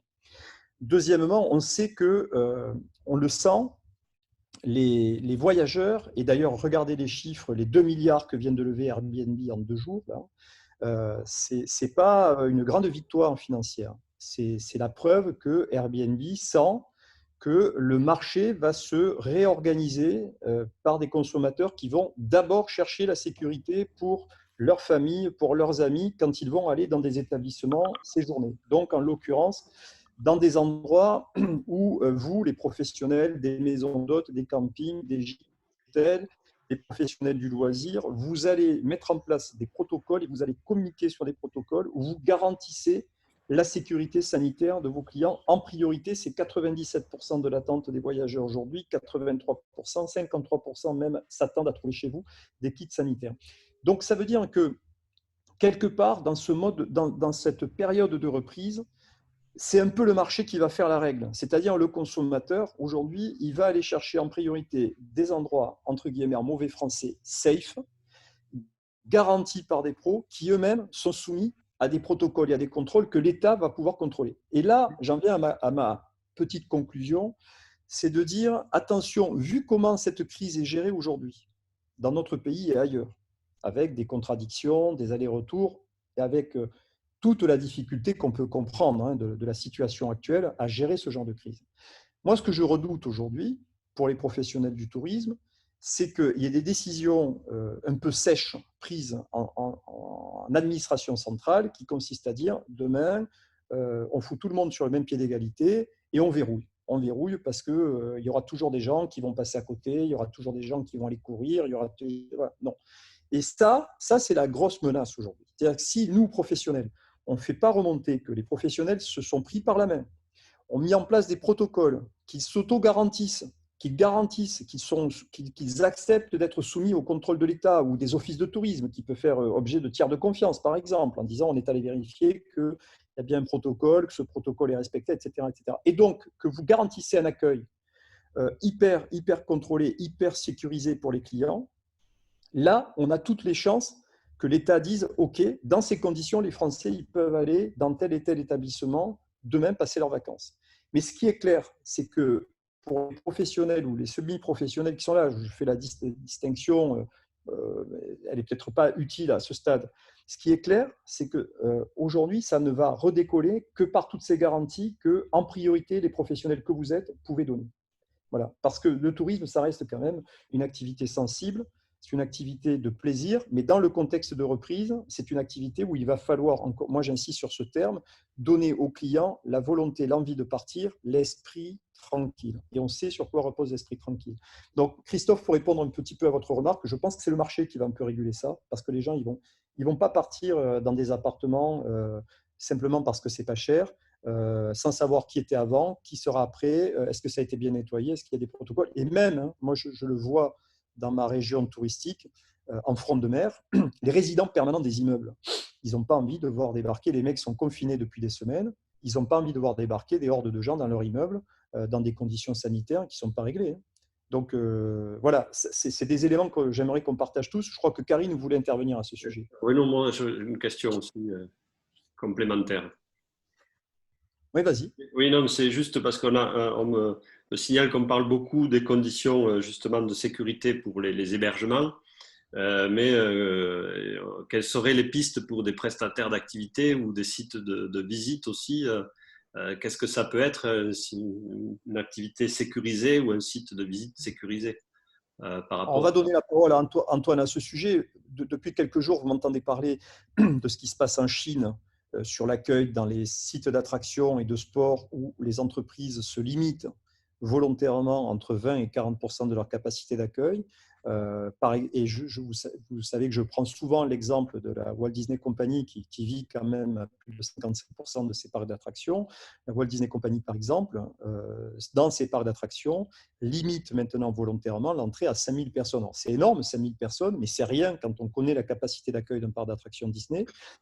Donc on sait que les professionnels du loisir vont devoir repenser leur modèle économique en disant on va devoir redémarrer, mais avec des capacités d'accueil de nos clients qui va forcément être réduite, avec des protocoles de nettoyage de nos vélos, de nos kayaks entre chaque visite d'un client qui vont être hyper carrés. Est-ce que c'est compatible avec les conditions financières d'exploitation? Ça, c'est un sujet qu'on va aborder aujourd'hui, mais qu'on abordera sur un prochain webinaire, notamment avec des compagnies maritimes qui, elles, ont déjà intégrer le fait que je prends celle du Morbihan dont je parlais hier avec leur directeur général. Ils disaient, nous, on sait qu'on va redémarrer avec une limite de capacité d'accueil de 20%. Donc, on repense le modèle économique en fonction de ça. Peut-être Antoine, vous voudrez intervenir à ce sujet? Moi, ce que je peux dire, c'est que sur une activité qui est la mienne, donc on parle bien de vélo, qui est une activité de plein air, qui est une activité plaisir. Oui, on m'a dit, oui, effectivement, il faudrait penser à des normes sanitaires, masques, gel. Oui, tout ça est possible. Moi, j'ai l'impression que ça va être quand même un frein à mon activité. Donc, moi, à minima, ce que je pense que je ferais, c'est que je mettrais à disposition du gel, des masques et surtout des gants pour ceux qui veulent. Mais je vais surtout réduire la taille de mes groupes parce que moi, mon activité, il faut que ça reste un plaisir, que les gens aient envie de passer un bon moment. Et tout ça est au final très contraignant, en fait. Bien sûr. Je rejoins, pardon. Stéphane. Oui, je rejoins complètement Antoine moi je suis très d'accord sur ces protocoles, même si nous en interne on doit mettre des choses en place, mais quand on va recommencer à communiquer, il faut qu'on fasse rêver les gens, leur donner envie de partir, de passer des bons moments, de faire des vacances. Si on commence par leur donner des infos qu'ils ont en permanence aujourd'hui sur les mesures de protection, sur les règles sanitaires, je ne suis pas sûr qu'on les fasse rêver et qu'on leur donne envie de partir. Moi, j'ai une question. Oui, Karine. Est-ce qu'il existe des labels qualité? Alors, je sais qu'il est Qualité France. Est-ce que c'est des choses qui sont faciles à mettre en place? Je sais pas, je parle aux autres chambres d'hôtes ou aux hôteliers, c'est-à-dire une sorte de garantie, quelqu'un qui vient vérifier qu'effectivement on met tout ce protocole en place quand on est un indépendant. Oui, il y a des labels qualité tourisme. Ouais. Il connaît bien ce sujet. Peut-être je peux lui demander de répondre à ce sujet-là, mais je pense que ces labels-là, malheureusement, dans le contexte actuel, alors je comprends ce que dit Stéphane, mais en même temps, je crois que le consommateur, toutes les études actuelles démontrent que c'est vraiment sa préoccupation, la partie sanitaire. Et donc, pour rejoindre, donc il va falloir en parler, mais avec beaucoup d'intelligence marketing, c'est évident. Mais je pense que c'est une question qu'on ne peut pas éluder. Et pour répondre à la question de Karine, je pense que c'est une invitation qu'il faut qu'on lance très vite au pouvoir public. En tout cas, s'ils ne le font pas, il faut pourquoi pas prendre des initiatives à notre niveau pour suggérer ces mises en place de labels, en tout cas d'un label suffisamment fort qui prenne en compte cette actualité sanitaire notamment. Mais il n'y a pas que. Moi, je crois qu'on est dans une crise où on a vu, par exemple, le monde agricole se révolutionner en l'espace de quelques jours, des agriculteurs devenir des livreurs de repas à domicile. On a vu que maintenant, on développait le circuit court en matière d'approvisionnement. Ça aussi, ça fait aussi partie des choses que les Français vont avoir envie de retrouver dans vos établissements, c'est-à-dire de se dire, tiens, par exemple, des maisons d'hôtes. On ne sait pas dans quelles conditions les hôtels vont rouvrir. Les maisons d'hôtes vont certainement modifier leur modèle économique, proposer plus de paniers gourmands, plus de repas chez soi, plus de repas à domicile. Ça fait partie des choses qui, sur le redémarrage, vont certainement rentrer en ligne de compte. Est-ce que vous voulez intervenir les uns ou les autres à ce sujet? Je peux. Juste pour tempérer votre propos par rapport au fait de mettre en place une charte, comme je vois passer les commentaires des uns des autres, effectivement, une charte sanitaire, bonnes règles sanitaires, etc. On sait le temps que ça prend de mettre en place des grilles de qualification. Je crois que plutôt, là aussi, il faut être pragmatique et opérationnel. Ce dont auront besoin nos futurs clients, ceux qui auront envie et qui auront les moyens et qui pourront partir en vacances, c'est justement d'être sûr de rentrer dans un hébergement quel qu'il soit, gîte, chambre, location, camping, village de gîte, qui a fait ce qu'il fallait pour lui garantir sa sécurité sanitaire. Moi, je préférerais que l'on réfléchisse, si vous voulez, aux mesures à prendre sur lesquelles vont s'engager les prestataires, quels qu'ils soient, les prestataires de loisirs aussi. Partant de là, la collectivité, alors que ce soit l'office de tourisme localement, que ce soit les réseaux comme nous, que ce soit une ADT, j'en sais rien, une chambre de commerce pour les professionnels, à un moment ou à un autre, son boulot, ce sera de vérifier que l'engagement du prestataire est rempli. Alors, on n'a pas les compétences nécessairement pour vérifier la bonne mise en œuvre des procédures sanitaires. En revanche, il faut qu'on puisse quand même vérifier un minimum de choses. Et j'ai vu passer, pareil, des propositions là, sur le fil, là, sur le chat, là, de mettre à disposition des kits de nettoyage. Nous, au niveau Gîtes de France, si vous voulez, on a rédigé des notes à partir de ce qu'on a pu trouver sur les bonnes procédures de nettoyage, de mise à disposition de matériel pour les autres.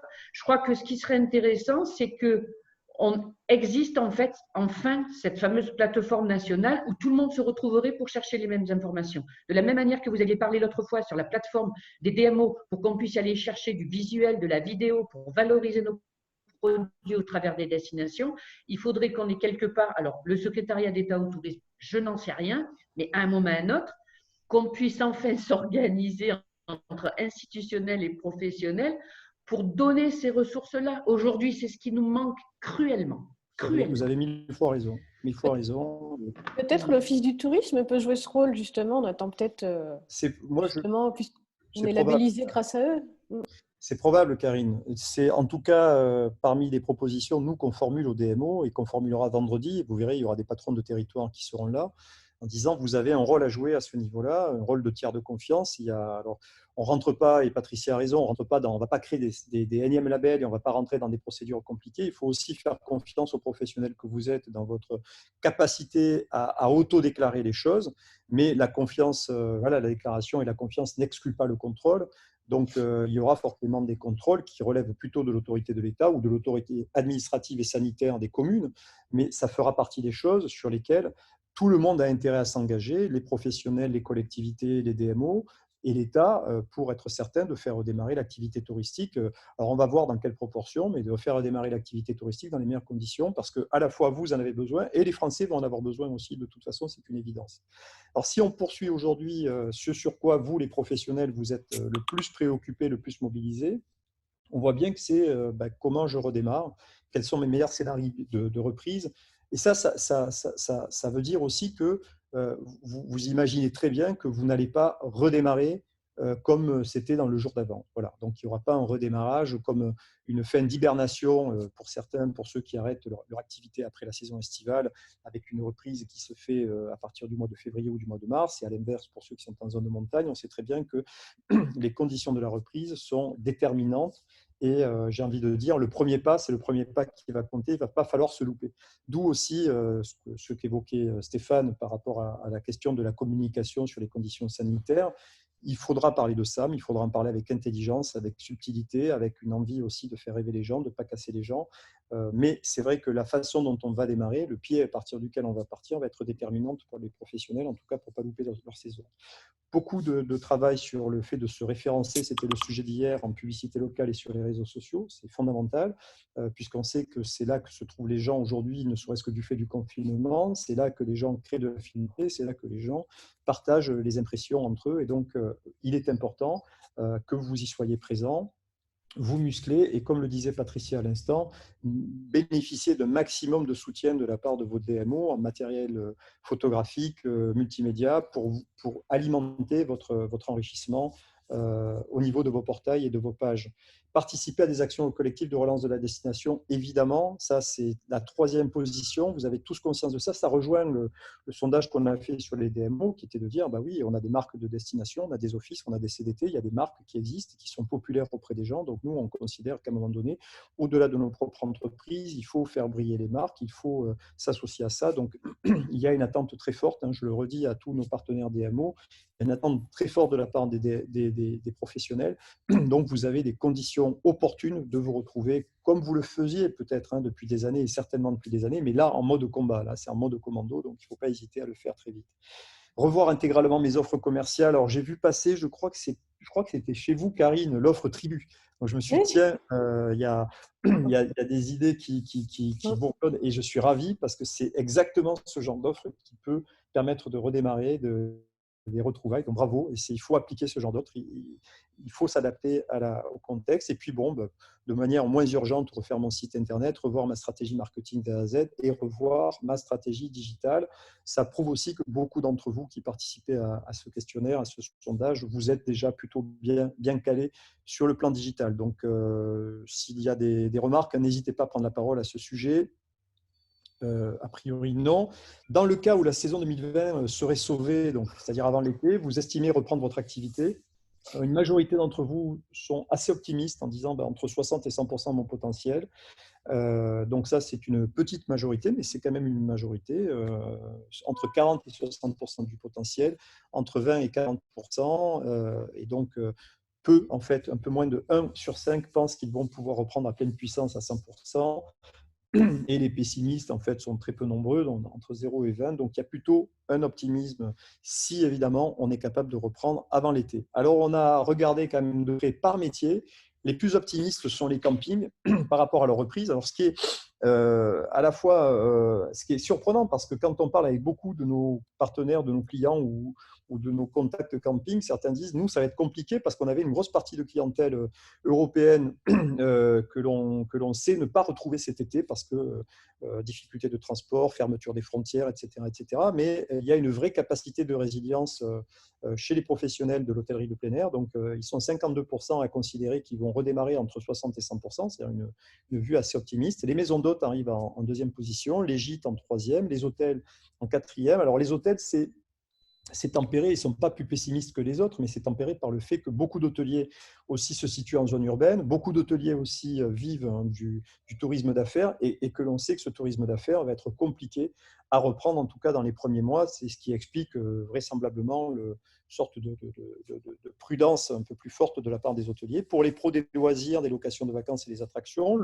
l'optimisme est moins fort, mais c'est peut-être pas tant une question d'optimisme, c'est le fait que, comme l'a souligné Antoine tout à l'heure, ou comme le soulignent d'autres témoignages qui nous sont portés par rapport à ce sondage, certains sont conscients qu'ils ne vont pas pouvoir redémarrer à charge pleine, ne serait-ce que pour avoir des conditions d'accueil sécuritaires importantes pour leurs clients. Donc, ce n'est pas forcément du pessimisme, c'est aussi le fait d'anticiper sur le fait que le redémarrage ne pourra pas se faire plein fer pour ces professionnels du loisir. Est-ce qu'à ce stade, vous voulez prendre la parole ou commenter Juste un petit commentaire. Moi, ce n'est pas surprenant, je trouve, les campings, maisons d'hôtes et gîtes, dans la mesure où on répète depuis plusieurs semaines aujourd'hui que le vacancier qui pourra partir privilégiera la France, privilégiera les endroits où il y aura moins de monde. Donc, on est pile poil dans le type d'offre qu'on espère qu'ils vont chercher. En revanche, moi, ce qui me paraît important, si vous voulez quand même de souligner,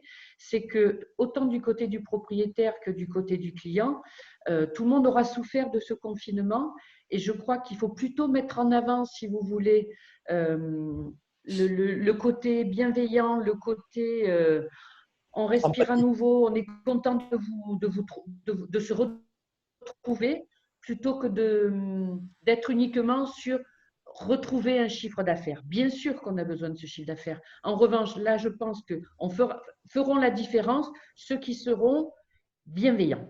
Aujourd'hui, ce qu'il nous faut, c'est de la bienveillance parce qu'on a tous peur.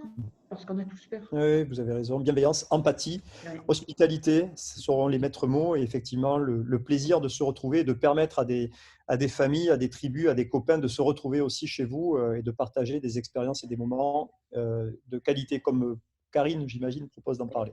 Oui, non. En fait, moi, j'ai pas trop peur pour la saison de juillet-août. Je sais qu'on va remplir. Je sais qu'on aura des Français. C'est une clientèle qu'on a beaucoup. Je suis en bord de mer. Par contre, ce qui va vraiment nous manquer, nous, c'est mai-juin, une clientèle allemande et suisse. Et là, les avaloirs, ça ne marche pas parce qu'ils sont à plus de 15 jours. Donc, ils sont en train d'annuler les uns après les autres. Là, depuis 3 jours, voilà, c'est là où on va vraiment perdre de l'argent. En fait, c'est sur mai-juin. Là, c'est dur pour nous, quoi. Après juillet-août, je ne m'inquiète pas.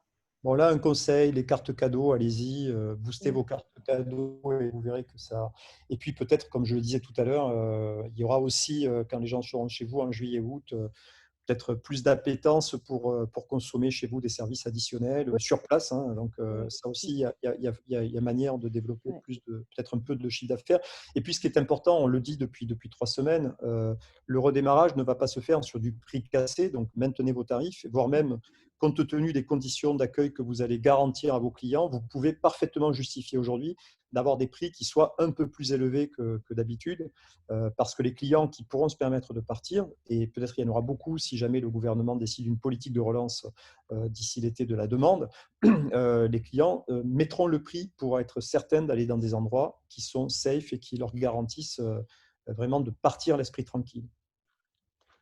Dans le cas entièrement, voilà, j'appuierai ce que disait Patricia tout à l'heure sur le côté bienveillance. Et je crois qu'on a là vraiment quelque chose à faire, de faire partager des bons moments à nos vacanciers et de les rassurer. Je vois, moi, sur ma structure personnelle Village de Gîtes, on a depuis 15 jours un retour en fait de vacanciers qui nous demandent des renseignements pour cet été, qui sont vraiment des anciens vacanciers qu'on n'entendait plus parler depuis un moment, mais qui savent où ils vont aller et qui ont ce besoin en fait d'être assurés. Parce qu'ils connaissent le lieu. C'est vrai que c'est une remarque qu'on entend souvent ces jours derniers. Et donc, c'est plutôt de bon augure. Frédéric, il y avait des questions peut-être? Et Alexandre qui a la parole aussi. Il y en a pas mal, donc, mais ça revenait surtout par rapport à tout ce qui était sanitaire. Donc, on disait écrire un code de bonne conduite, en particulier pour les sites de visite ou d'activité. Et pas mal de personnes disent aussi le code de bonne conduite, il doit être dans les deux sens, c'est-à-dire le prestataire qui accueille, mais aussi les gens qui vont participer à l'activité. Il y aura des règles à respecter aussi pour les gens qui vont participer à l'activité. Il y a eu tout un débat sur comment se procurer des kits sanitaires là, sur le forum, qui sont des kits pour pouvoir donner un accueil aussi aux clients. Voilà, moi, je n'ai pas la réponse, peut-être quelqu'un là parmi vous. Donc, toujours sur l'engagement, comment trouver un cahier des charges au niveau sanitaire. Donc, quelqu'un sur le forum a partagé en disant que pour le ministère travaillait sur des fiches de bonne conduite, mais que pour l'hébergement et les activités, il n'y avait rien encore, mais qu'on pouvait s'inspirer déjà de ce qui était fait sur le site du ministère. Donc, on pourra le partager. Voilà, un peu toutes les discussions. On vous dira, nous avons travaillé. On a effectivement travaillé aussi chez Loa sur. On a collecté énormément d'idées à droite et à gauche et on va vous partager à partir d'aujourd'hui toutes les idées sur le plan sanitaire et sur tous les engagements sanitaires qu'on a pu lister à droite et à gauche. Donc, on vous soumettra ça sur le blog Eloa tout à l'heure. Ouais. Alexandre voulait prendre la parole. Alors, concernant les règles d'hygiène, Airbnb a publié à tous les hôtes qui accueillent donc, des hôtes une checklist sanitaire qui vaut ce qu'elle vaut, mais qui est intéressante. Donc, c'est vrai qu'on critique beaucoup Airbnb, mais sur certains aspects, ils sont quand même en avance sur beaucoup d'autres. Donc, ça, c'était le premier point que je tenais à souligner. Donc, nous, du coup, on a imprimé cette feuille et qu'on a placée parce qu'on continue quand même de recevoir des voyageurs, surtout dans notre gîte, des voyageurs plutôt professionnels. Donc, nous, notre stratégie de reprise, c'est vraiment d'axer sur la clientèle professionnelle, des longs séjours, quelque chose de stable, durable. Et on voulait aussi, parce que nous, on est dans le Grand Est, et on a sans cesse répété ces derniers temps que dans le Grand Est, c'était la dèche. Donc, je pense que la clientèle touristique, elle ne va pas forcément se jeter sur le Grand Est. Nous, on fait face aussi à ce petit problème-là. Je ne sais pas ce que vous en pensez, vous tous, mais nous, on ne le voit pas bien. Oui, alors j'ai envie de dire, pour connaître un peu les décideurs du tourisme dans le Grand Est, il y a une grande chance, c'est que Grand Est, malheureusement, est effectivement très connoté aujourd'hui compte tenu de l'actualité du coronavirus, mais le Grand Est a eu une stratégie touristique à travers le comité régional du tourisme et les départements de faire ce qu'ils appellent des contrats de destination, donc où des marques aujourd'hui comme la Lorraine, comme l'Alsace, comme le Jura, comme les Ardennes, comme les Vosges, comme la Champagne, sont des marques qui aujourd'hui, je crois qu'ils en ont 5 ou 6. Je pense qu'elles vont revenir sur le devant de la scène. Donc, ce sont des marques qui sont préservées aujourd'hui, je dirais, par rapport à, paradoxalement, elles se situent sur le même territoire que le Grand Est. Mais je pense que cette stratégie était la bonne et elle va être, à mon avis, intensifiée dans les prochaines semaines pour quand même permettre de faire redécoller le tourisme chez vous, malgré cette actualité qui a été très prégnante, j'en conviens. Et c'est là aussi qu'on voit que quand les DMO ont des démarches bien réfléchies, vous voyez, ce genre de levier, ce n'est pas inutile pour lancer l'activité, quoi. Voilà, ça c'est un élément de réponse que je me permettais de partager pour connaître un peu ce territoire. Et je pense que là, on va voir toute la pertinence des marques de destination qu'il y a sur cette région. Est-ce qu'il y avait des commentaires à faire là-dessus? Non. Donc, on peut passer à la suite. Donc, là, dans le cas où vous pensez démarrer l'été en mode limité, ça serait quoi pour vous les principales barrières? Donc, effectivement, certains disent, moi, je vais démarrer à limité parce que la demande sera limitée. Donc, ça, c'est quand même une grosse majorité des professionnels. Certains disent, non, moi, je vais démarrer en limité parce que c'est volontaire, parce que je veux garantir une capacité d'accueil réduite pour garantir une sécurité sanitaire à mes clients. On a des propriétaires de camping aujourd'hui qui disent nous, on va peut-être louer qu'un hébergement sur 2 ou un sur 3 et on va revoir notre modèle économique en fonction de ça. D'autres ont peur d'une nouvelle épidémie, d'une reprise épidémique et donc ont peur et veulent préserver leur trésorerie. Et certains envisagent de démarrer en mode très limité parce qu'aujourd'hui, ils n'ont pas le cash, malgré les aides, ils n'ont pas le cash pour pouvoir redémarrer à pleine charge. Est-ce que c'est parmi vous un des paramètres que vous partagez ou qui vous concerne? Je ne sais pas, peut-être que je voyais Christophe qui opinait. Est-ce que c'est un sujet quelle est votre vision du redémarrage? Je pense que ça dépend des cas de chacun. Moi, en ce qui me concerne, à Montpellier, on a des établissements avec de bons emplacements. Dès lors que les confinements seront levés, on va redémarrer, mais on va redémarrer de façon progressive, j'ai envie de dire. Voilà, un démarrage progressif. On aura, je pense, la clientèle touristique qui, après le confinement, aura envie d'aller s'oxygéner, venir voir la mer, venir dans le sud de la France. Par contre, moi j'ai une grande partie de clientèle professionnelle. Parmi les professionnels, les entreprises privées, l'administration. On a beaucoup de formations, de congrès. Là, sur ces clientèles-là, je pense qu'on va être impacté. Tous les congrès ont été annulés jusqu'à la fin 2020, les formations. Donc là, c'est un volet de clientèle qui nous manquera. Karine, donc vous aviez plutôt un avis positif sur la saison. Oui, nous, on a 3 chambres, alors vous savez, on ne va pas enfermer. Oui, non, mais c'est déjà bien de les remplir, donc c'est bien. Ouais. Antoine? Moi, je me retrouve dans cette slide. Alors moi, je suis opérateur de tourisme. J'ai 2 types de clientèle.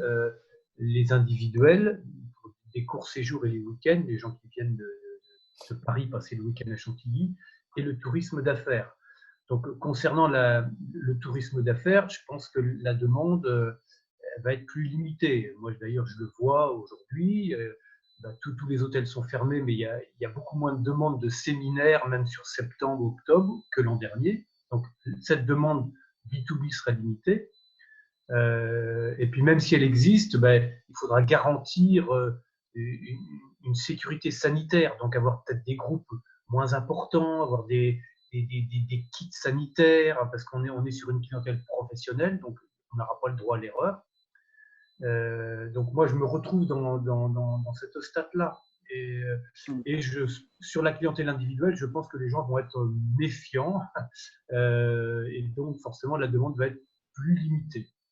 Même si je pense quand même que les gens, ils auront à un moment donné envie de sortir de chez eux, de faire des choses, de s'aérer. Et donc moi aujourd'hui, je travaille sur des scénarios, sur des offres, parce qu'on va s'en sortir avec des offres, de la création d'offres un petit peu différentes, des packages. Et là, ça rejoint une autre slide qu'on a passé rapidement tout à l'heure. Et je pense que c'est comme ça que nous, on peut tous s'en sortir en travaillant ensemble, en étant unis. Moi, je travaille sur des offres, par exemple, typiquement, c'est aller à votre hôtel à vélo. Moi, je vais livrer un vélo à la gare, je prends les bagages et je vais les livrer à l'hôtel. Vous voyez, donc des offres un peu packagées. L'idée, c'est de donner envie aux gens de revenir, en fait, avec des offres, mais aussi avec une communication, et ça rejoint aussi l'autre slide de tout à l'heure, une communication locale sur la destination, où tout le monde devrait être ensemble, en fait. plutôt que de faire les choses dans son coin, soyons unis, on sera plus fort. Et c'est peut-être le rôle du DMO, de l'Office du tourisme local, de coordonner cette action pour donner envie aux gens de ressortir et donner confiance. En fait. Parce qu'il faut redonner, il va falloir redonner de la confiance. On est d'accord. Patricia, je crois que vous voulez prendre la parole. Oui, juste pour compléter tout ça, bien évidemment, enfin, pour nous, la reprise de l'activité, à mon avis, se fera de manière progressive. Et je crois que un des moyens aussi, si vous voulez, que les choses se passent du mieux possible, c'est entre autres une des choses que vous aviez préconisées, qu'on a largement déployé et relayé au sein du réseau, c'est justement montrer à nos futurs clients combien les propriétaires s'attachent à préparer les hébergements, à apporter tous leurs soins à ce que le séjour qui va venir soit encore plus inoubliable que les précédents. Et là, pour le coup, je trouve que globalement, les propriétaires, pas que Gîtes-de-France, parce qu'il se passe plein de jolies choses un petit peu de partout, font preuve de beaucoup de créativité, de beaucoup là encore, d'empathie et autres.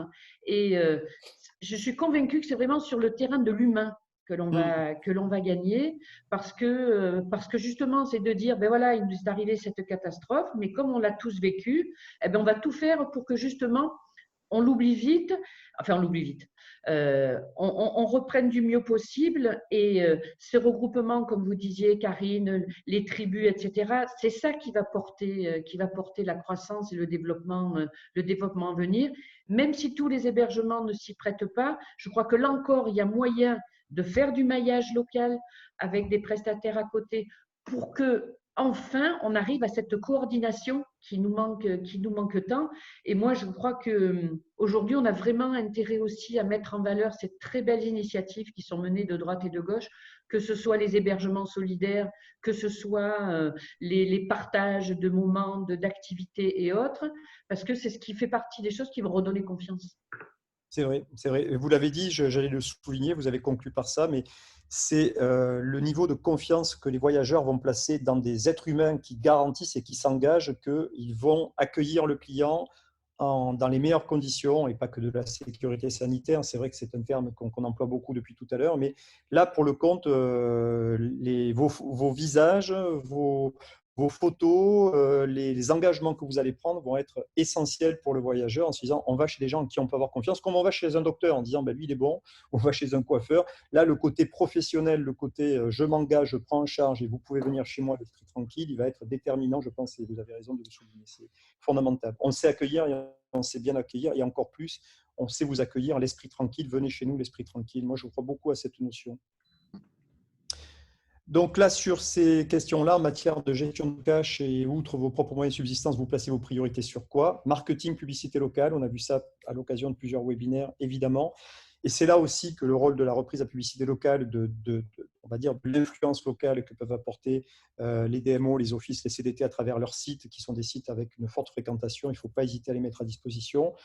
L'autre préoccupation, c'est comment je finance et comment je modifie mon modèle économique. On a des professionnels, par exemple, dans des zoos, dans des parcs, qui nous disent aujourd'hui, ou des aquariums, en disant ben, moi, je n'ai pas un client, mais j'ai des charges qui continuent de courir pour alimenter mes animaux, pour soigner mes animaux. Et je sais très bien que je vais redémarrer avec une capacité d'accueil limitée, donc je dois réinventer mon modèle économique, donc je vais devoir revoir ma grille tarifaire. Il faut que ça soit en même temps acceptable par rapport aux clients. Peut-être qu'il va falloir que je demande des aides complémentaires. Donc ça, tout le monde est en train de réfléchir sur la refonte de son modèle économique, quel que soit, je dirais, le métier, et pas forcément que dans les loisirs. Je prenais le cas d'Antoine qui parlait de ses vélos.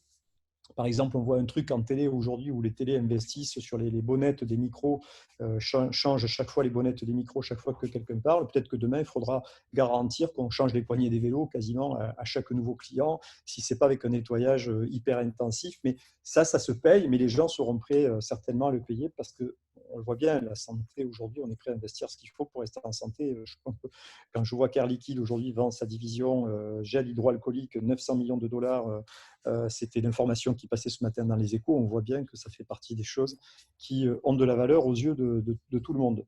Moindre, évidemment, c'est l'embauche de collaborateurs saisonniers. Chacun s'attend à démarrer avec une capacité plus limitée, donc dans la mesure du possible, il y aura peut-être moins d'embauches en collaborateurs saisonniers. Mais là aussi, le gouvernement, en matière d'économie sociale, a annoncé qu'ils allaient prolonger les périodes d'indemnisation des travailleurs saisonniers. Donc, ça fera partie des mesures qui sont essentielles. Et puis, une minorité, en fait, craignent de ne pas pouvoir ouvrir cet été. Donc, il y a beaucoup d'espérance, beaucoup d'optimisme de la part des professionnels. Pardon, c'est allé trop vite. Je voulais simplement qu'on partage l'écran parce qu'Alexandre nous avait préparé 2-3 slides pour guider son témoignage. Si vous êtes d'accord, Alexandre, je vais vous laisser le partage. Je suis désolé. Et puis, on va passer aux questions-réponses.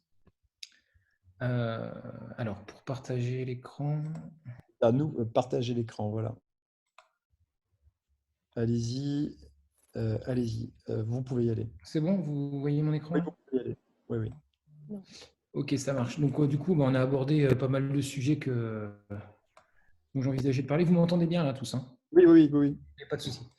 Donc, nous, on est une maison d'hôtes située dans le Grand Est, sévèrement touchée par la crise Covid. Donc, je vais essayer d'aller vite. Tout d'abord, moi, je tenais à me faire un peu l'ambassadeur de toutes les maisons d'hôtes pour remercier Bruno et son équipe pour l'organisation de ces webinars. C'est la formation, on sait que c'est incontournable pour tout chef d'entreprise, pour le respect de ses salariés, son propre respect et pour le respect de sa clientèle. Donc ça, c'est vraiment cool. Vous savez mettre tous les acteurs du tourisme devant leurs responsabilités et ça, c'est pas un exercice facile, d'autant plus que pour nous, c'est pas du tout facile la remise en question. C'est vrai que des fois, ça fait mal. Ça fait souvent mal, mais bon, voilà, il faut le faire. Petite remarque tout de même, on a eu beaucoup d'experts qui sont intervenus là, récemment. On parle de SEO, de revenu management, de marketing digital et de pixels, tout ça. Je pense que clairement, nous, Bruno, on ne pourra pas appliquer de manière aussi fine tous les conseils donnés. Tu vois, c'est pour ces experts, il s'agit de leur métier principal, c'est sans doute leur passion. Nous, on a beaucoup de casquettes en tant que maison d'hôte. Enfin, moi, je vais parler pour mon cas à moi. Beaucoup de casquettes, pas d'employés, la maison à faire tourner et notre passion à vivre, car on a choisi d'en vivre. C'est l'accueil de nos hôtes. Donc, on va faire de notre mieux, mais en suivant tes conseils. Mais voilà. C'était simplement notre vocation, c'est de vous dégrossir ces sujets. Après, évidemment, tout le monde ne va pas pouvoir tous les appliquer, mais je vois de ci de là que beaucoup appliquent des parties de conseils et ça fonctionne pour eux. Donc, nous, c'est juste ce qui nous fait plaisir. Et c'est on ne voit pas les slides d'Alexandre. Je ne sais pas si Alexandre… Non, on n'est pas, non. Ah, vous ne voyez pas les slides? Non. Alors, on nous disait, Alexandre, vous êtes d'où? Il est de Bar-le-Duc, Alexandre, voilà, en plein Grand Est. Bar-le-Duc, oui, tout à fait. Alors, comment je vais faire pour afficher les slides très rapidement? Sur l'image, il y a partager l'écran. Ah, ok, d'accord. Et après, tu choisis le… Est-ce que là, c'est bon? Oui, voilà, il faut simplement partager, voilà, et le mettre en mode de lecture. Ça marche. Donc voilà, merci Bruno en tout cas, et ton équipe. Avec plaisir. Très rapidement, qui je suis pour parler. Donc, j'exploite un gîte depuis 2017. Donc, on est super sur Airbnb et on est sur Booking aussi. On exploite une maison d'hôte depuis 2019. Et on est, depuis 2020, je fais aussi de la location en bail mobilité parce que je me suis rendu compte que le gîte m'apportait des clients dans ma maison d'hôte et aussi des appels de personnes qui divorcent, qui se séparent ou des chefs d'entreprise qui ont besoin de se loger en bail mobilité, donc des bails très courts. Donc voilà, on s'est aussi lancé dans l'achat de logements pour héberger ce type de clientèle. Alors j'ai fait cette petite diapo là en expliquant comment moi je voyais l'avant-Covid, donc sachant qu'on a ouvert le 1er novembre, donc c'était beaucoup de choses à mettre en place, les logos, l'URSSAF, les impôts, on a fait des belles photos avec Miro. On a essayé de on a commencé la commercialisation sur Booking Airbnb, on a mis en place le Channel Manager. Donc, en gros, on avait beaucoup de motivation, beaucoup d'idées, mais vraiment pas beaucoup de temps. Ou alors, on avait toujours une bonne excuse pour reporter, quoi. C'était ma vie avant Covid, ça. Et puis après, donc, il y a eu le confinement. Donc, le confinement, moi, comme tous maisons d'hôtes qui se respectent, on avait noué un peu des liens d'amour avec notre clientèle. Et le mot amour, il est pas trop fort. On peut aimer de plein de façons. Et nous, ce confinement, on l'a pris vraiment comme une grosse séparation avec nos clients. Et en fait, du coup, j'ai appliqué les différentes étapes de la séparation à notre situation. On a eu un choc énorme avec l'annonce du président. Le déni complètement, parce que pour moi, avec mon épouse, on n'envisageait pas un seul instant qu'une administration, qu'une loi ou qu'un qu'un virus puisse se mettre entre nous et nos clients. Ce n'était pas possible. C'était impossible. Et pourtant, il a fallu se résigner, donc beaucoup de colère. En plus, on avait des annulations qui tombaient. En plus, c'est horrible parce que quand on est sur Booking, la notification comme quand on a une réservation, c'est un petit tiroir, un petit bruit de tiroir caisse. Et c'est le même bruit quand on a une annulation. Donc, du coup, c'était terrible. Enfin, voilà, période très, très dure. Après, résignation, tristesse, beaucoup de tristesse. En plus, on a eu une saison vraiment météo très, très, très mauvaise. Et là, depuis 3 semaines, beaucoup de soleil. Donc, on aurait aimé partager l'accueil de nos clients sous ce soleil. Et voilà, c'est très dur. Et puis après, la résignation, parce qu'à partir du 23, beaucoup de… le journal officiel est tombé avec les établissements qui devaient fermer. Donc, nous, on n'a pas fermé. On est resté ouvert. On a proposé notre maison d'hôte au personnel soignant de l'unité Covid de l'hôpital de Bar-le-Duc. Donc, du coup, on est complet. On a 3 infirmières et 3 médecins qu'on loge gracieusement. Et notre gîte, en revanche, lui, il fonctionne. Voilà, on accueille quelques professionnels par-ci, par-là. C'est vraiment pas la majorité. On n'est pas rempli. Voilà. Donc ça, c'est… Et puis depuis 2 semaines, donc on a entamé la phase de reconstruction avec mon épouse. On a dû faire face à 3 difficultés majeures, je pense comme tous. Alors moi, encore ce que je dis, c'est pas une parole d'expert. Je peux me tromper, voilà. Mais en plus, j'ai ouvert la maison d'hôte il y a 4 mois, donc en tout cas, c'est mon ressenti. 3 difficultés majeures. La trésorerie, donc on a immédiatement réduit les dépenses du foyer. Donc c'est là où on s'est rendu compte aussi qu'on arrivait à faire des économies. Limite, on dégageait plus d'argent en fin de mois que quand je travaillais, quand mon épouse avait ses revenus. Donc on s'est dit qu'après cette crise Covid, on va peut-être revoir les dépenses du foyer. Parce que voilà. On a reporté les crédits immobiliers. Alors nous, on a eu un report à 6 mois et on paye les assurances des crédits. On ne paye pas les intérêts. Tout à l'heure, je voyais dans les commentaires, ils continuent de faire payer les intérêts. Nous, notre banque, elle ne fait pas payer les intérêts. On paye juste l'assurance du crédit et une quinzaine d'euros, 20 d'euros, je crois. Et voilà. Donc, on a demandé l'aide du fonds de solidarité de l'État. J'ai mis première erreur parce qu'en fait, j'ai voulu la faire rapidement. Je l'ai fait le 1er avril. Et c'est encore le seuil de 70% qui s'appliquait et j'ai dû l'annuler et la refaire 3 jours après avec le fameux seuil de 50%. Parce que j'avais un peu triché, j'avais dit qu'en fait on était fermé. Or, la loi ne nous demande pas de fermer. La loi elle dit qu'on peut rester ouvert. Donc, voilà. Le report de l'URSSAF, pour moi, c'était pas… de toute façon, comme l'URSSAF, on le paye pour mon épouse au prorata du chiffre d'affaires qu'on réalise. De toute façon, ça c'est budgété, donc on va le payer comme d'habitude. Donc ça, c'était la trésorerie. Voilà. Réduire immédiatement les dépenses, ça c'était pour nous quelque chose d'important. Ensuite, l'absence de réservation. Donc là, on a voulu mettre en place une offre promotionnelle. Donc après, on a appris lors des webinaires que c'était pas forcément la chose à faire. D'ailleurs, on s'en est vite rendu compte puisque de toute façon, on n'a eu aucune réservation. Enfin, on a voulu agir rapidement en proposant du 30%, mais c'était n'importe quoi. On a sous-évalué notre offre et ça, c'est pas bien. La difficulté aussi que moi dont j'ai eu à faire face, c'était la jungle dans les politiques d'annulation. Ça réservait aussi bien en direct ça annulait aussi bien en direct sur Booking, Airbnb et Abritel pour notre partie gîte. Je méconnaissais en fait les politiques d'annulation qu'on avait mis en place. Je les avais mis un peu en place de manière rapide à l'ouverture du gîte et de la maison d'hôte, mais comme on avait plus souvent heureusement des réservations que des annulations, voilà, on a dû faire ça. Donc du coup, ce qu'on a fait, c'est que on annule tout, on accepte les annulations de tout le monde, puis on rembourse tout le monde. Voilà, on ne pose pas de soucis. C'est plus simple que des avaloirs ou des choses comme ça. On ne voulait pas se faire d'épicerie. Après, c'est un choix. Donc ça, c'est… Voilà, une fois que tous ces problèmes ils ont été gérés, pour nous, c'est des problèmes importants parce que ça en découle la stabilité financière, donc mentale de notre foyer. On a commencé à travailler sur la partie formation et le travail sur nos faiblesses aussi, nos points faibles pendant cette phase de reconstruction.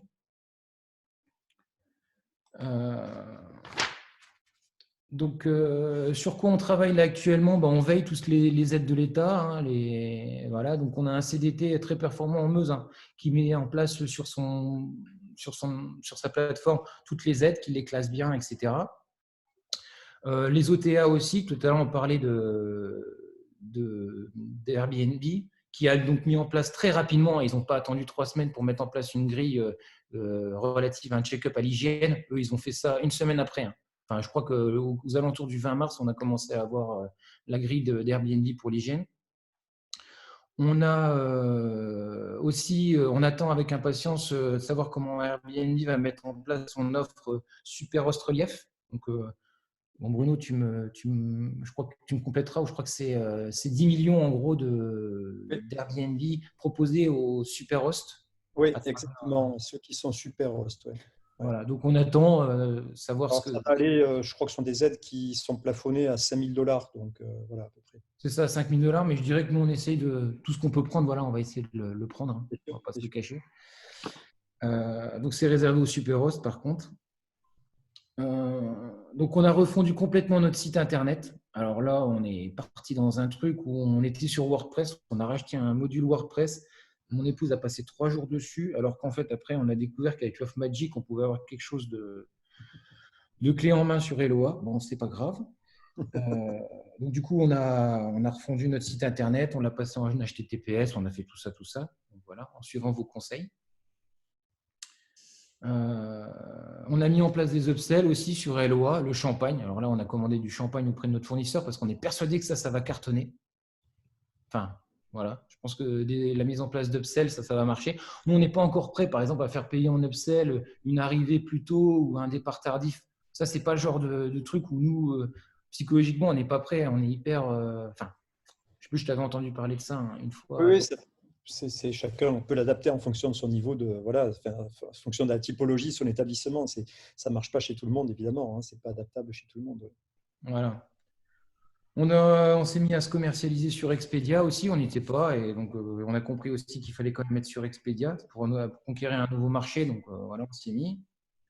On s'est créé une fiche sur TripAdvisor. Avant qu'un autre la crée pour nous, on s'est dit qu'il fallait mieux la créer aussi. On pensait que TripAdvisor, en fait, Bruno, était un peu en décroissance. Parce qu'on a regardé le cours de l'action de TripAdvisor en 2016, il était à 100 $, et là, il est plus qu'à 13 $ ou je ne sais plus. Donc, on s'est dit, c'est quelque chose qui est complètement en train de mourir, TripAdvisor, mais visiblement, non. Non, ça fait quand même toujours 600 millions de trafic en temps normal tous les mois, quoi. Donc, ça reste quand même une belle machine en termes de trafic et de recommandations. Voilà. Donc, on a suivi ces conseils-là et donc, on a créé cette fiche TripAdvisor. Sur quoi on travaille d'autre? La mise en place d'un channel manager pour notre gîte, parce que je fonctionnais depuis 3 ans tout à l'ancienne avec des calendriers manuels, donc ça, c'est pas possible. Donc, on est en train de… Justement, on a le temps parce que c'est quelque chose quand même qui n'est pas simple, qui n'est pas facile. Ça ne se fait pas en claquant de doigts, donc la mise en place d'un channel manager pour ce gîte. Notre stratégie marketing, donc nous, ce qu'on a fait un peu comme à l'ouverture, on a ciblé, je crois, les 40 entreprises meusiennes qui génèrent un chiffre d'affaires de plus de 2 millions d'euros et on leur a envoyé un mail parce que nous, on est convaincus, enfin, nous, on pense qu'on va avoir les professionnels, les organisateurs d'événements, voilà, eux, ils ont une part à jouer pour remplir notre établissement. Surtout qu'il ne faut pas… Alors, pour compléter ce que tu dis, par rapport à ce que disait Christophe aussi tout à l'heure sur le business d'affaires, le voyage d'affaires, le voyage business va être un peu contrarié. Mais il ne faut pas oublier une chose, et d'ailleurs, vendredi, Christelle Taillarda, qui fait partie de France Congrès, pourra en parler. 80% des rendez-vous d'incentive se font avec moins de 20 personnes. Donc, on est sur un marché qui concerne chaque fois des événements où il y a un volume de personnes qui est assez compatible avec les mesures de protection qui vont devoir être prises dans les lieux qui vont accueillir du public. Donc, ça reste un marché qui, en tout cas, il faut pas, quand on raisonne en congrès, il ne faut pas raisonner congrès sur des centaines ou des milliers de personnes. Mais le marché des regroupements d'entreprises où les gens ont besoin de se retrouver, même les entreprises vont avoir besoin de se retrouver avec leurs collaborateurs dans un cadre autre que le télétravail et le retour immédiat dans les bureaux, célébrer des moments de retrouvailles, ça reste un marché qui existera, mais avec forcément un nombre limité de participants. Voilà, donc voilà à ce niveau-là, les professionnels.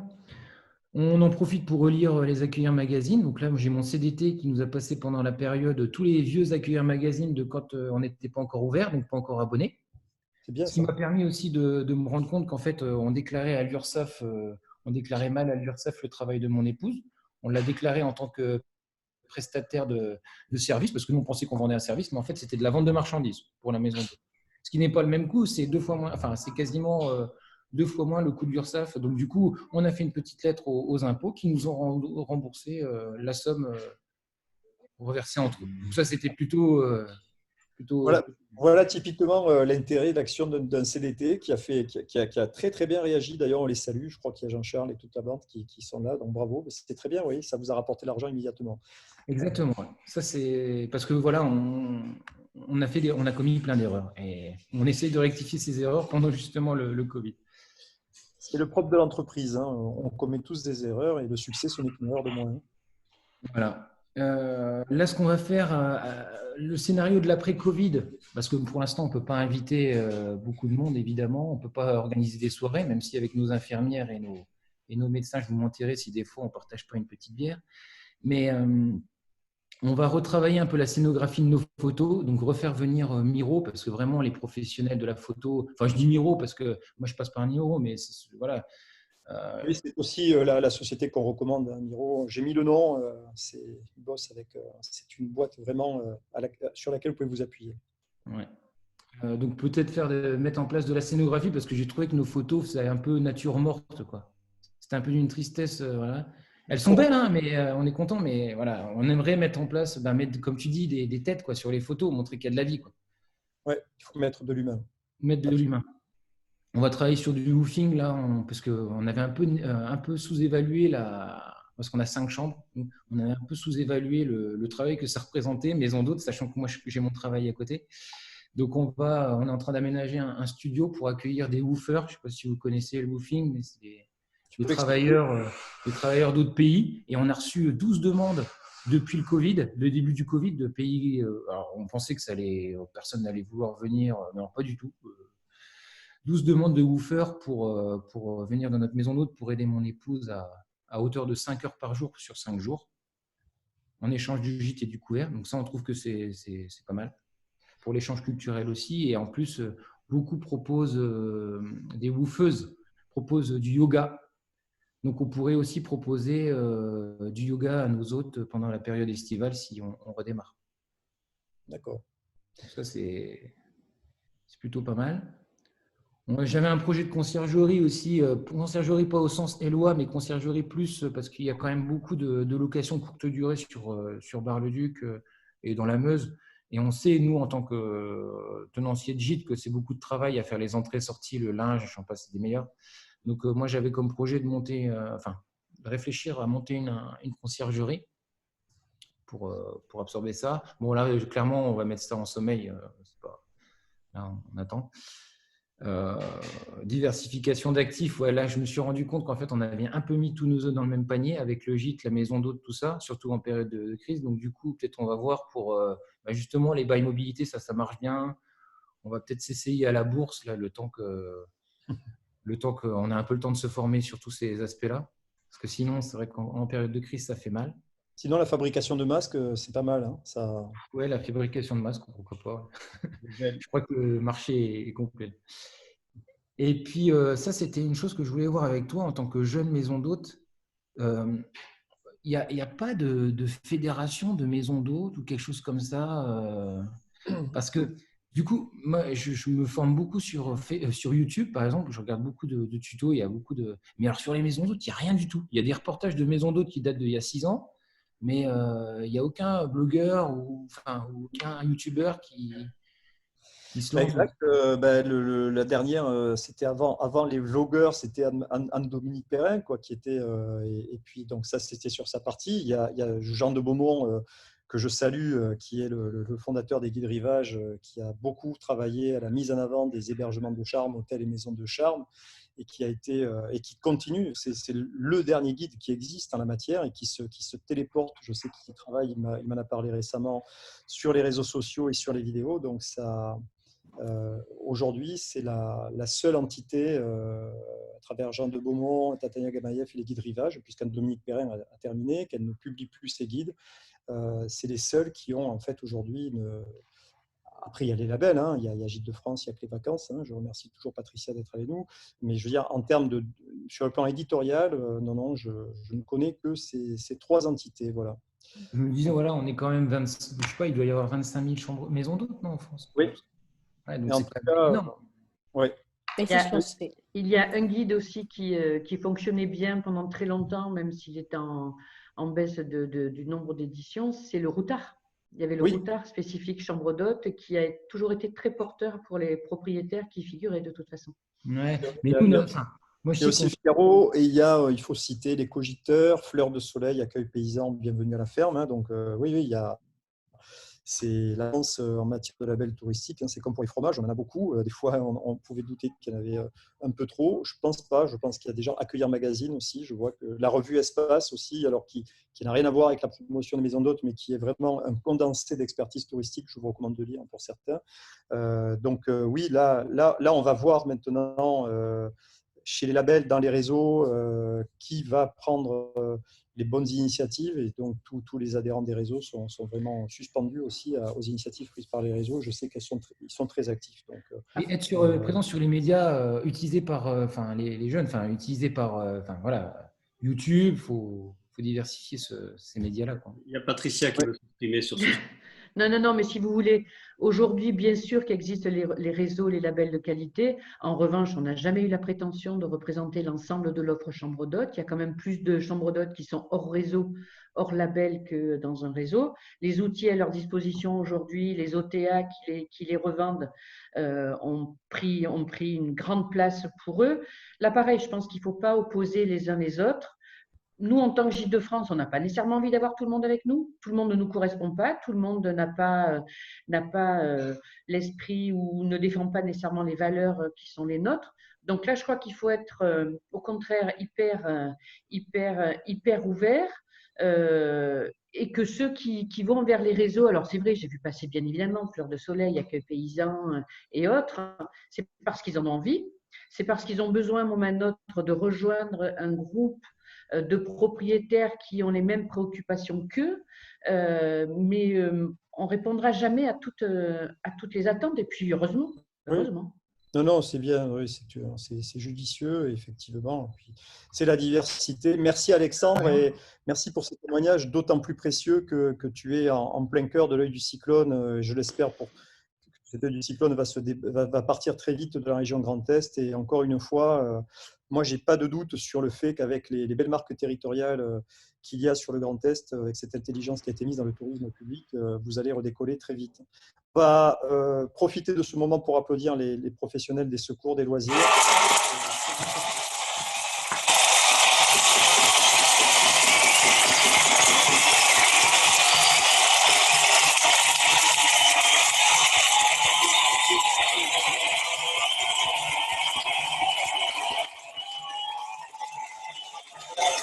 Et on pense fort à eux, hein, parce que dans nos familles, chez nos amis, on en a beaucoup qui sont sur la première ligne de front. Donc on pense à eux, on leur demande bien sûr de faire très attention, et évidemment, on est tous attentifs aux mesures de confinement pour que ce cauchemar se termine le plus vite possible.